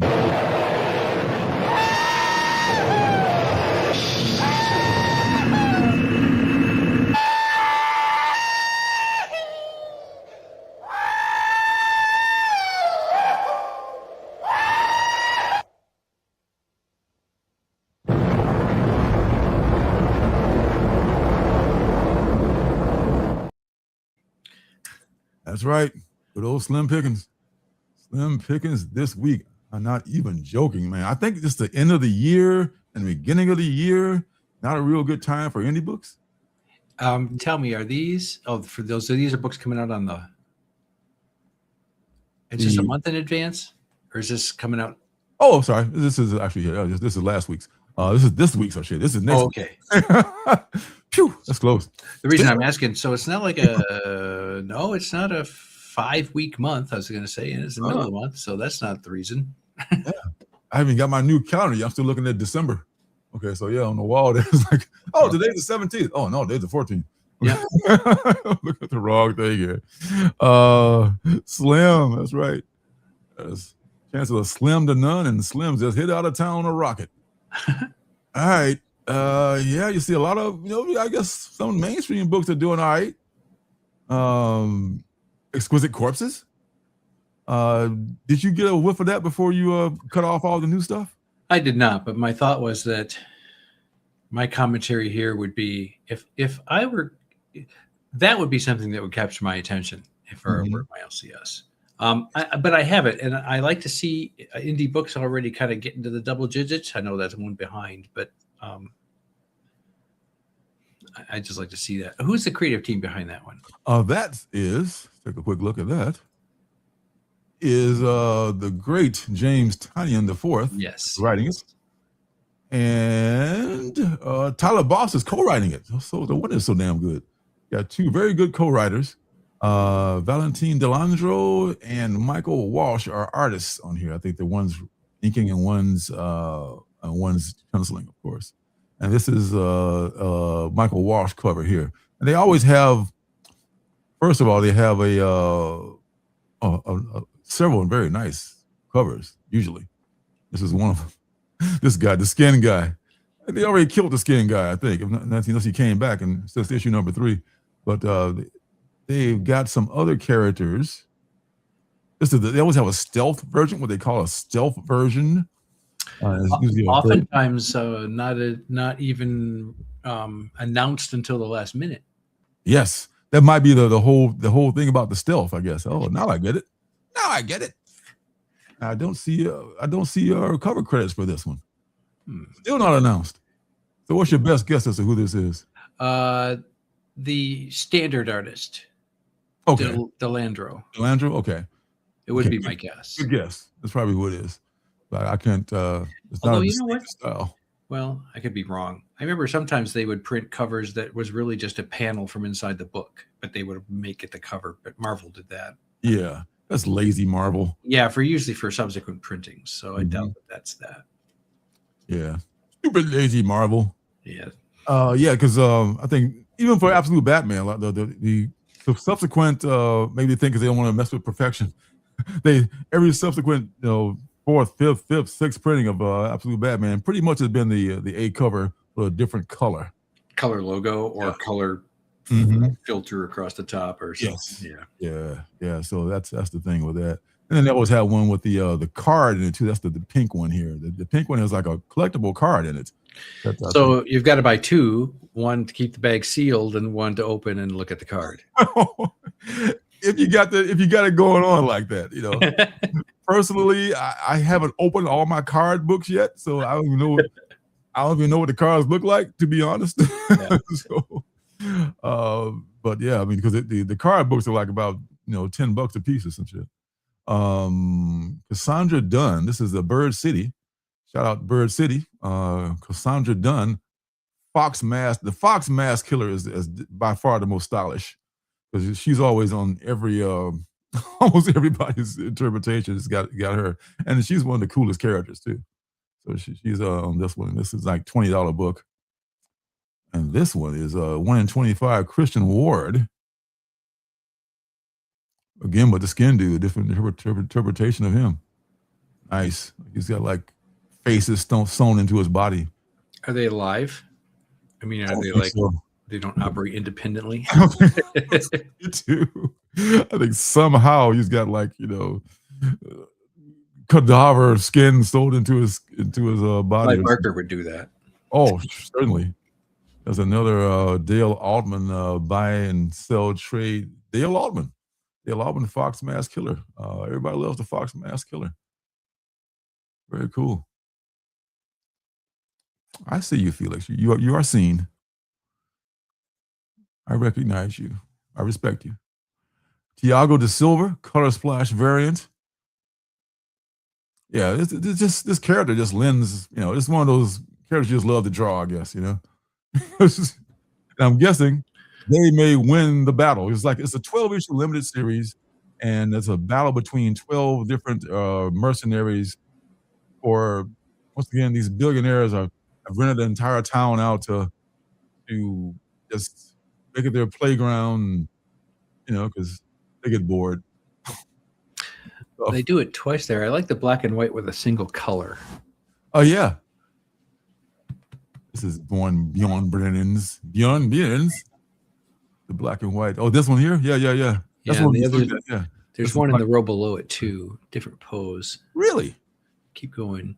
Keep going. Yeah, right there. This one? Yeah. Black and white with a single color. Yes. This is who is this? This is Dale Altman. Okay. The single color looks like it's pencil, but somehow they put that that red tone on there. But it looks like it's drawn in pencil. I wouldn't be surprised if this is digital.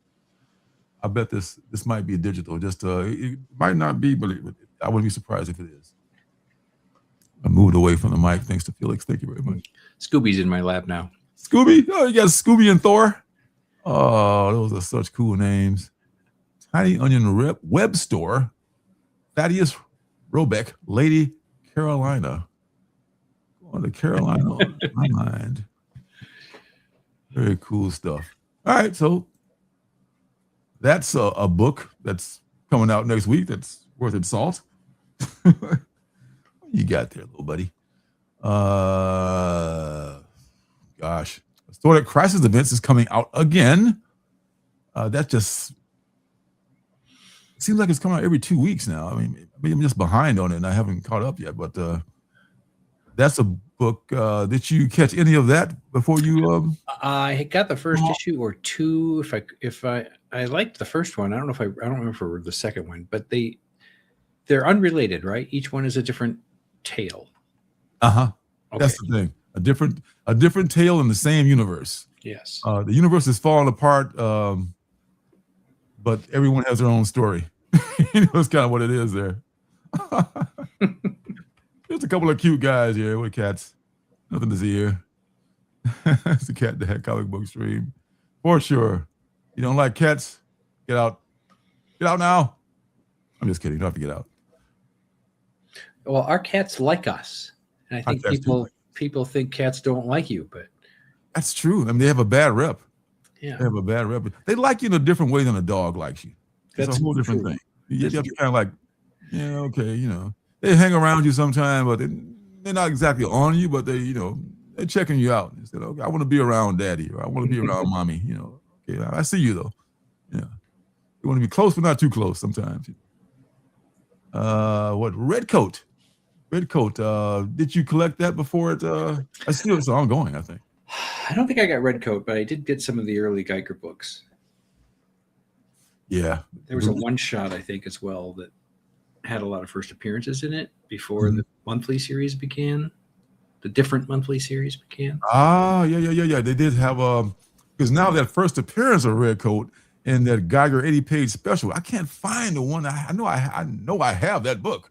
Huh. But that has shot up recently. It was like I wouldn't say in the $100 range. It was like in about a $50 range or so.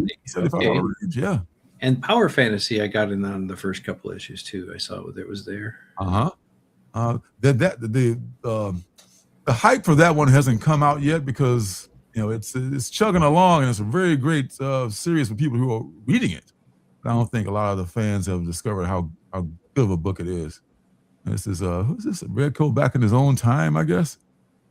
Because this guy is immortal. And I think he time travels as well because he ends up in some of the same instances as Hindenburg there. The Hindenburg, yeah. Definitely a crossover event there from the That looks odd. Yeah, seeing is that a Red Coat that you're looking at? Okay, at the side of the Hindenburg. Revolutionary War, but there's a guy in a red coat and a musket. So there's that. This is a great universe, and this is going to be something too.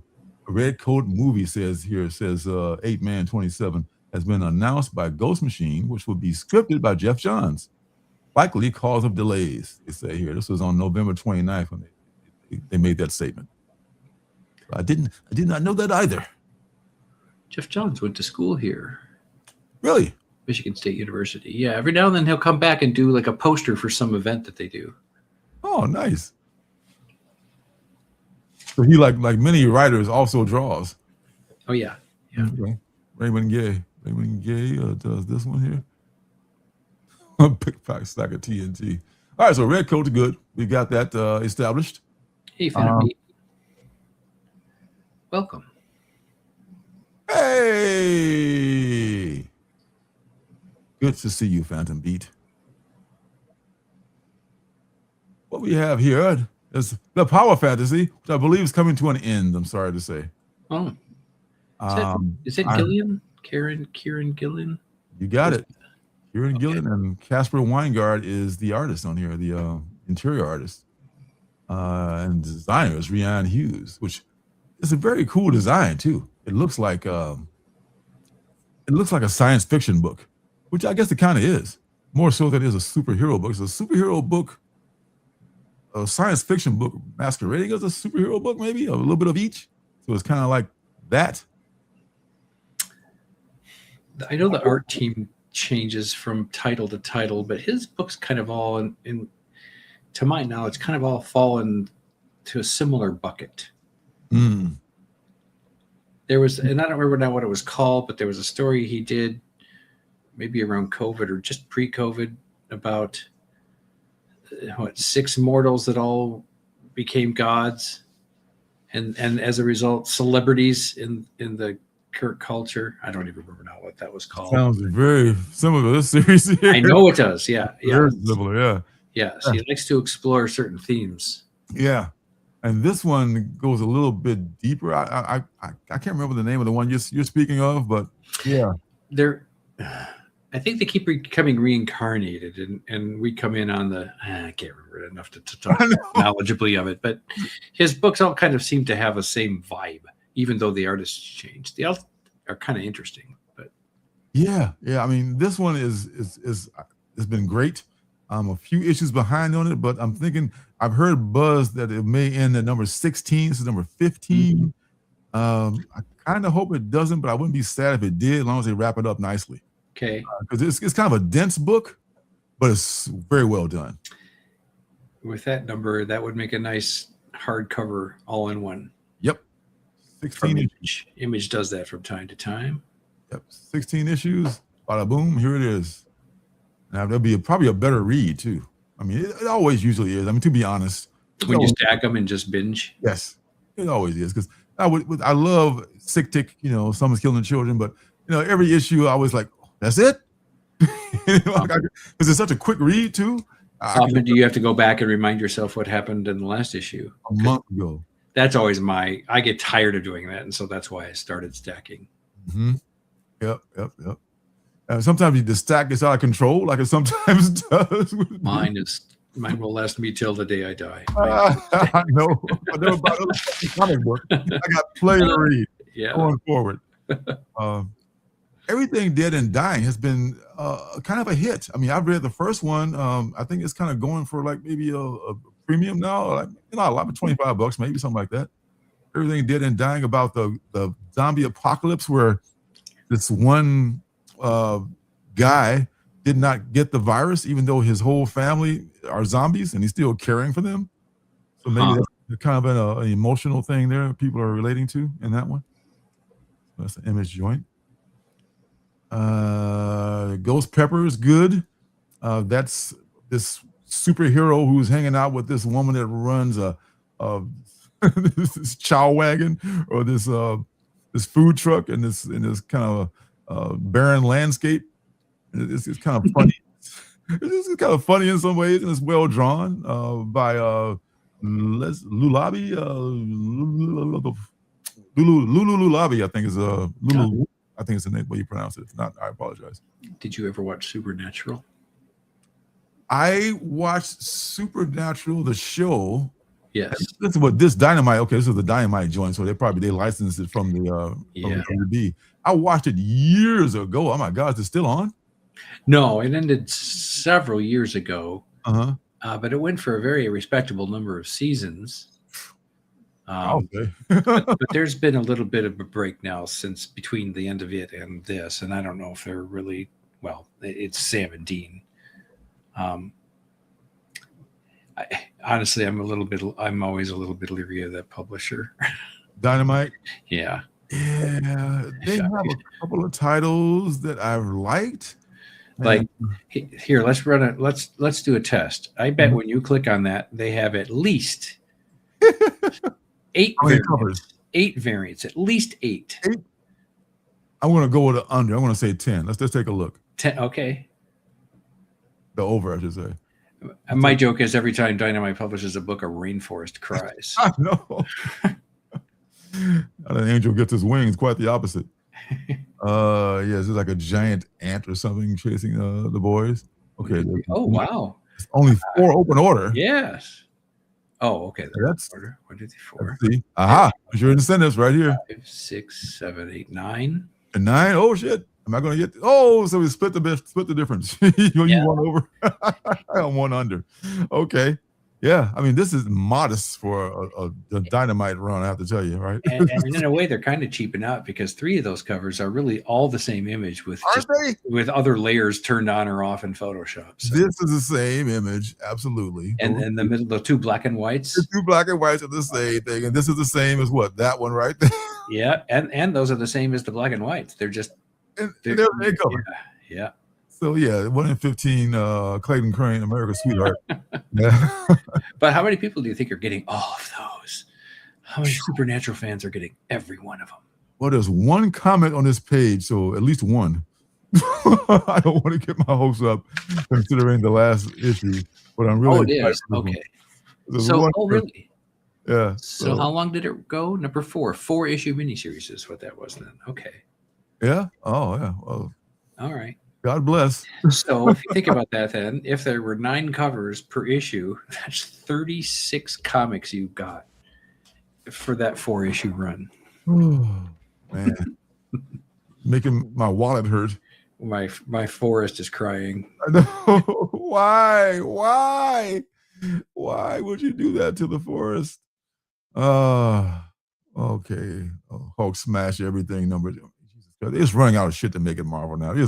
Let's call it anything. Hulk smash everything. Fuck it. Make it only $3.99. I guess that's good on them. Could have been a $10 book. Knowing them. Ordained. I like that cover. Ordained? Yeah, it kind of reminds me of almost of a Grendel cover. Yes. This is book number 2. Did you pull this one? Mm-mm.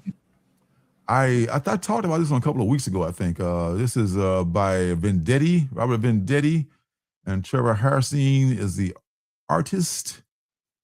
And Tontic. I know the name of the artist. I wonder if he's Jorge Fornes. Yeah, I mean, this is I cannot wait. This is a good series. Ooh, what is the incentive cover that's predominantly red? Oh, this one. Who that's by? That's Sorrentino. Okay. Sorrentino. Right. I was gonna say that looks like the old Jeff Lemire horror title. I can't now remember that they worked on together. What was that? God, I have it right here. Gideon Falls. Slowly I turn. I love the art in that series. Yes. Oh yeah. I didn't get that series. I got the image first of that because that's a hard book to come by at number 1 right now. But Gideon Falls, yeah, that's a good series. Okay.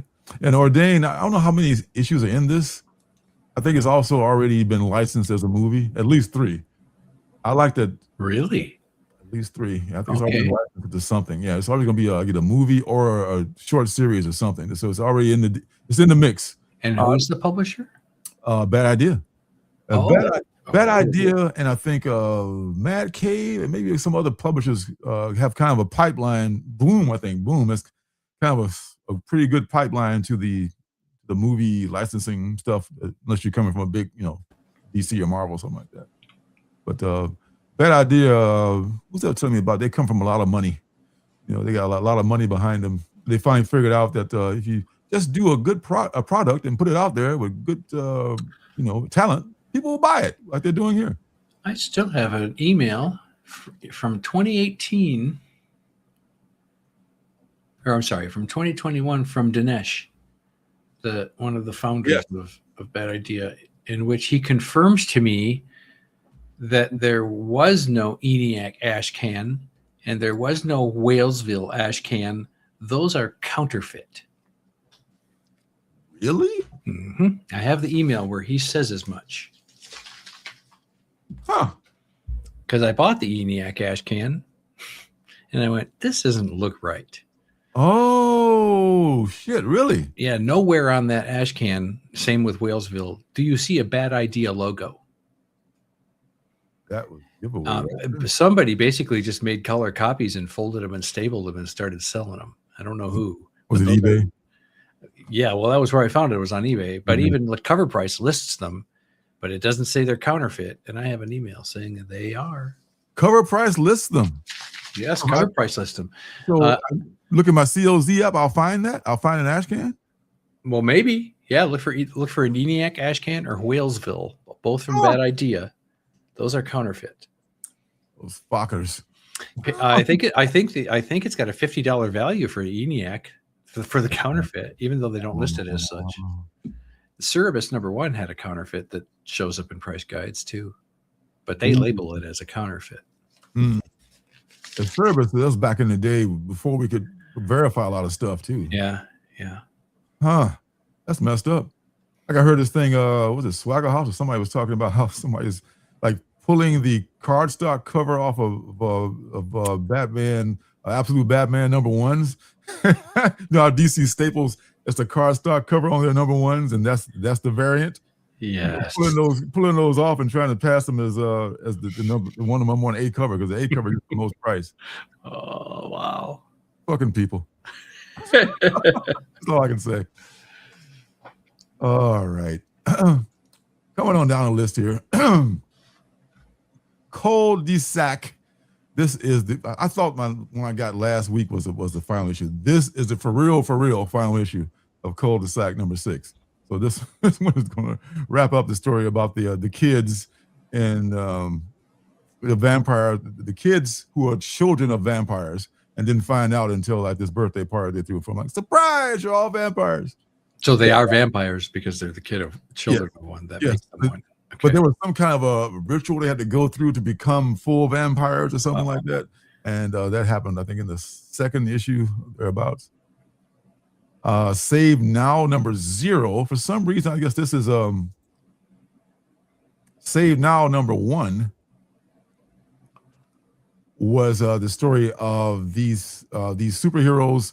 One of them, who is they called him the time traveler or something like that, and he was able to go back in time for only like he can't go back, he can't go forward, but he can go back.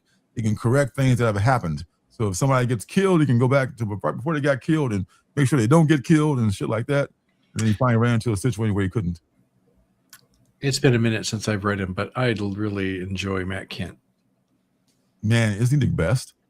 I mean, he's one of the best. He comes up with the craziest story ideas. Yes, he does. I mean, he has his own imprint now. You know, he's Yes. I forget what they call it, but him and his wife have their own imprint. What up, TN? It's good to see you, my friend. Yeah. That's I was going to talk about American Caper. American Caper. Oh no, I'm sorry. Save Now. Save Now. I guess this is 0 is like telling you the origin of these four people who are Spear, Deep Fake, Numb, and Saver. Spear, self-explanatory, like throw spears, and Deep Fake, I think can become different people or something, and Numb just doesn't feel any pain. And the Saver is a guy I talked about who goes back in time and corrects everything. He's like the guy that saves them all. So that's it. I guess this is the origin of all the characters. They didn't give an origin in the first issue, so I guess now they decided to do a. Why is this between number 2 and 3? I don't know. Nobody answered the question, so I don't know about that. Hey, J.S. Fergus. Just saying hi to J.S. Fergus. Oh yeah, what's up, Fergus? And again, by the way, are you getting some of these Bad Idea titles? My question is going to be: is their print quality still top notch? Yes and yes. Okay. I'm getting both Save Now and what else? For a while, I was getting the Hero Trade reboot that they were doing, but I definitely am pulling also Cul-de-sac. Okay. Cul-de-sac, that's one of the ones I'm pulling. And what's the other one? Death Planet, Planet Death. So those two are, yes, definitely like high quality cardstock covers. Yes. And some places newsprint interiors, but very well Okay. done. You know. Okay. Newsprint's awesome. Adam Polina does a 1 in 20 here. That's a dramatic inking style. I like that on the way he combines those eyes on this one. It's a 1 in 20. Yeah, Bad Ideas got great talent coming through them. They didn't need to do all that ridiculous button shit and all the stuff that they did. They didn't need to do all that. It seems like they've kind of cooled down on that kind of thing. They have. Okay. I think they finally paid attention to the feedback from the community saying like enough already. People are rolling their eyes at us. Oh my God. Yeah. Well, the Invisible Slab book, boy. Oh dear God. That's a prime example. I think that just broke a lot of people. Like, okay, you know what? Fuck you. We're not going to buy anything from you because now you're just insulting my intelligence. And now you're just like Emperor's New Closing me. That's what you're doing now. So like, what are you going to do? Yeah, for sure. Yep. Absolute Batman 10th printing. We just talked about that. Just changed the color of the what do you call it there? And I saw above that the second printing of the annual. Up there. Yeah, the annual second print just now. The second. Yeah, right. Oh, yes. Yep. Yeah. If you can get that one, get it. I think it's just flipped around. I want to say he's facing the other way on the last one. So they maybe the same thing. Maybe just change the color here and there. I think they changed the color of the font. Logo. That's probably all they did. Yeah. Can't believe Powers is back. I didn't think we'd see that anymore. I used to have all the Powers from. I did too. Bendis. I hope it lasts too. I'm gonna take a quick look at it because I did pull the first one or two. And I kind of drop off. Is it still? Oh, it looks like it's different characters though. Although that looks like Dina Pilgrim. Yes, Dina is still around. I believe Walker is still alive. He's an immortal or something. Is he turned out to be? I think he turned to be. Yes. Yeah. So he moved on. I guess he's Mount Olympus or somewhere. But Dina's got a new crop of Powers cops that she's working with, and so there's a few new characters. Not a lot of love, unfortunately, for it. And this to me is the best thing that Bendis ever did. This was a trivia question on Treehouse Trivia. This is the only book that I'm aware of that has been with Marvel, DC, Image, and Dark Horse Powers. All four publishers. Oh, has it been with Dark Horse too? Yep, it ended with Dark Horse. It was a Dark Horse when it almost ended, and I'm pretty sure it was with four publishers, but it ended. The last issue was a hardcover. Really? Yeah. Wow, that's a good question. But now it's come back, obviously. So, yeah. You got some really good questions on the Treehouse Trivia, man. I remember me and Marcus did it. That was a fun time. That was a good show. Good times. Look it up on the Phil's Treehouse channel, folks. If you want to have a look at all the how many did you do in total? I think there was a total of 6 for that first round, maybe 8. Okay. Yeah. Worth the watch, every single one of them. Every single one of them. All right. So, I have a confession to make, folks. There is no penultimate book this week. That's it. I'm gone. I'm out. I know, right? I'm so sorry. I'm so sorry. Oh my God. I know, it doesn't make sense, but it's the only song I can find right now. Slim Pickens. Slim Pickens made an appearance. That's because it was just nothing, y'all. It was just nothing. I mean, I was looking and like I could just pull something out of my butt and say this is it, but that's just just doesn't help the integrity of the penultimate book at all if I do that. So I'm just gonna look at this last book here and just call it a night because everything else is either a reprint or a book or something. There's not a whole lot of good stuff. I was just thinking that space case. Yes. Was it space case? Alan Parsons? Somewhere Alan Parsons is crying. Yeah. How am I going to get to sleep? Good thing he's laying on a mattress full of money. Actually, he probably is. He's probably doing all right though. I'm comfortable. Yeah, well, yeah. Dark Side of the Moon's still in the top 100 albums, I think. Yeah. So he's getting residuals. Yeah. I don't know if every time they introduce the Bulls lineup, they give him a royalty. Yeah, that Maybe they too. do. Yeah. Maybe they do. If that's the case, I owe him like $1 million. I played it so many times. I'm sorry, Mr. Parson. Please don't sue me. I like Janet's idea. What was that? She says, if we get a Felix Cam instead, we'll forgive you for no penalty. Okay. You talked me into it. All right. So what that means is that the last book we're going to take a look at today is not Touched by a Demon. No, not from Dark Horse Comics. This one here is almost just as bad. I'm kidding. It could be very good. This one is called Skyclad. I'm just joking. Probably not very good at all. Louise Willoughby owns Willow's, an exclusive gentleman's club. Her stage persona is a witch. It's no act. Willow is part of a coven who control Take two. Willow is part of a coven who control natural magic performing rituals, clad by only the sky. Their quote, not mine. A healer in old world Europe, charged with witchcraft. She was sentenced to death, but saved by the real witch Panacea. When Willow discovers Panacea's evil true source of power, she fled in fear. Willow learns that she can feed on the power of men's unsated sexual appetites, maintaining youth and beauty, until Panacea returns, and she's pissed off, seeking revenge for being spurned and to rip that power from Willow's beating heart. Damn that Willow. I know. How dare you? Whore of Babylon. All right. This is Dan Campatiti. Oh, sorry. Sorry. Before I didn't slip there. Dan Campati. Dan Campati. And you see why I said that? Because this is your open order cover right here, folks. This is your cover C from Michael Dukiewicz. Not even a joke. It's an adults only metal cover. So I'm guessing this is a naked lady. Oh, that's a metal cover? It's a metal cover. So there's a naked lady on a shiny metal cover. Those are usually, well, I don't know about Keen Spot, but from other publishers, those are like usually only one of 10 or something like that. So, well, this one must be pretty special because it's $99. Okay, that could be. Yeah, those are usually pretty short print. $99. If something hits you on your back on the way out, it was your change. Wow. It's a fine cover and all, I guess, artistically. There's no way on God's green if I pay $99 for it.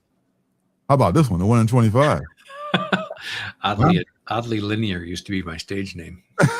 I know, right? Hey. I'm playing off Janet. I know. Yeah. That's awesome. All right. Well, maybe you can't scrape together the $100, the hundo to pick up that other one. Maybe you might want to just spend the $6.99 and get this one. She's just semi-nude and it's not. I don't know why they're covering that up. She is clad in the sky, after all. I know. It is right. Clad only by the sky. I came up with that. Oh my God. All right.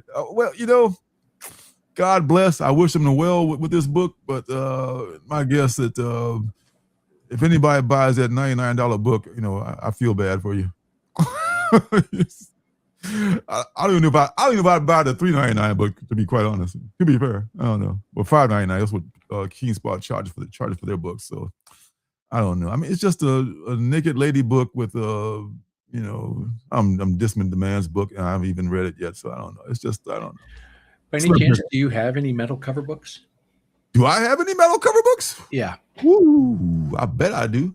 Oh, okay. They're almost dangerous to open without, or hard to open without maybe damaging the book because the cover is so heavy.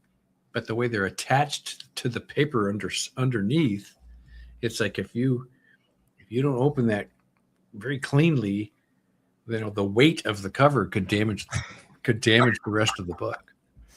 Yeah, I mean, you think about it. I think about it. I don't know if I have actual true metal covers or just chrome, or what do you call it? Like foil covers. Foil covers. Okay. Yeah, I got tall foil covers. Yeah. I'm having actual like metal. I could actually like cut my fingers off with a metal cover. It seems like it's like I do have one metal cover. They are sharp too. They'll poke a hole in the bag if you're not careful as you're putting it in the bag. I guess that's the justifies the $100 price, I guess, huh? It does. Although I, like you said, what I paid for mine ended up in no way, shape, or form being worth it. I know. I got one, I think, from this horrible book I haven't even opened up yet. This thing is actual metal, but I haven't opened it. It's easy. I think that does come with a lap dance. So it's $100, lap dance included. Or was lap danced upon. Lap danced upon, yeah. That's right. Those women that sell their underwear in the mail and shit like that, it was I don't go there.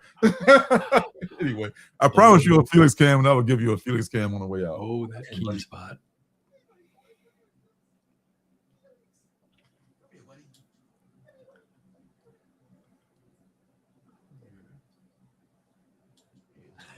Buddy, here's my buddy, my little Felix. Aw. He's like, hey man, say hi. I know you want to walk on the keyboard anyway. How old is he now? He is 8 months old. Okay. 8, 9 months. He's big as a house. Yeah, I mean, he looks fully grown. Yeah. He won't be a year until May. So he's got some growing to do, I think, left. Okay. He's gonna be a big boy. He's got part Maine Coon in his lineage. I was gonna say he's got the heavy long fur, it looks like. Yeah. Thick fur. Yeah. 8.5 months, says Janet. 8.5 months, thank you. Yeah. Yeah. She's on top of it. That's our guy. So I saw Thor. That was Thor. That was the black and white cat. Yeah, Scooby's Scooby walking around. Yeah. He had a trip to the vet. Oh. Thankfully, it was not expensive or scary, which is what I thought it might be going in. Good. So good. God bless. Thank God they're healthy. Man, that's the thing we hate the most, because vets now being bought up by vulture capitalists, and they've already ruined our healthcare. Now they're working on ruining the animals' healthcare. Thank you very much. I appreciate that. Oh, God Almighty. Any hoozle. He's the only one with green eye, the golden eye. Yes, he's our first Bond cat, a golden eye. Yes, he's a cute little boy. All right, thanks everyone. Thanks for folks who are watching on the replay. Thanks for those who are in the audience here and endure our talking about sports, which we love to talk about from time to time. Soccer and football, and real football and American football, I should say. And stuff like that, and those who just stopped in for a minute to say hello. Thank you, Phil, for stopping in this week, and always fun. Special. Oh my God, so much fun, and the level of catness and coolness is just off the chart. Off the chart. Comic cat dads or something. That's what Janet said earlier. Yep. Cat Dad Comics live stream. So what do you have coming up in the near future, sir? Well, you probably usually only see me over on Roscoe's channel, where we're on every week, but a different night of the week. Every other Monday, we do a show called Drawn to You, an art stream, which every week we've got a topic, and a special guest. And while Roscoe and the special guest are drawing art to match the topic, the audience is asking questions of the guest. And then at the end, there's a big reveal. And the audience also plays along from home. They submit their art, and we share that at the end of the show, too. And I was going to say, I'm glad you brought that up, because I know Lorenzo doesn't showcase much of his art on his own channel. Lorenzo always submits art over on Drawn to You. So if you want to see some fresh Lorenzo art, you post it later to your live or to Instagram, do you not? I usually do. Okay. Okay. But come on over and watch Lorenzo's submissions every week. They're pretty fun. And then every other week on Tuesday nights at 11 p.m., Roscoe has Roscoe's Late Night Addiction, which I'm usually a part of as well. And that's more of just a hangout show. We share what we've got. in our mail calls and stuff like that. So Fun stuff. good times. Stuff all around, man. I tell you, this it's a good time to be alive. Hear what they say. It's a great time to be alive. There's no other alternative. Well, good friends make it better. Absolutely. Absolutely. So, thank you, Phil. Thank you. Thank you. Thank all the folks out there and all those who are watching. And until next week, I guess, God willing and the creek do not rise, we will return next week with another edition of this. Hopefully that we will be a penultimate book. Won't be all slim pickings this time. So, Ella Parsons. that's right. Ella Parsons is waiting. Like, wait a minute. John Denver. That's right. John Denver. Don't forget him. He's still waiting too. All right. Thanks, folks. Thanks for coming by. Peace and love. Peace and love. Good night, everybody.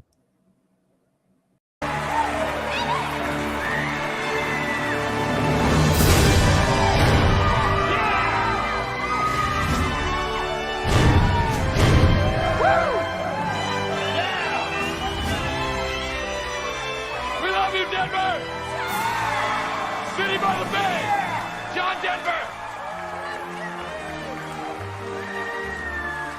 Is a fire really necessary? Ask them.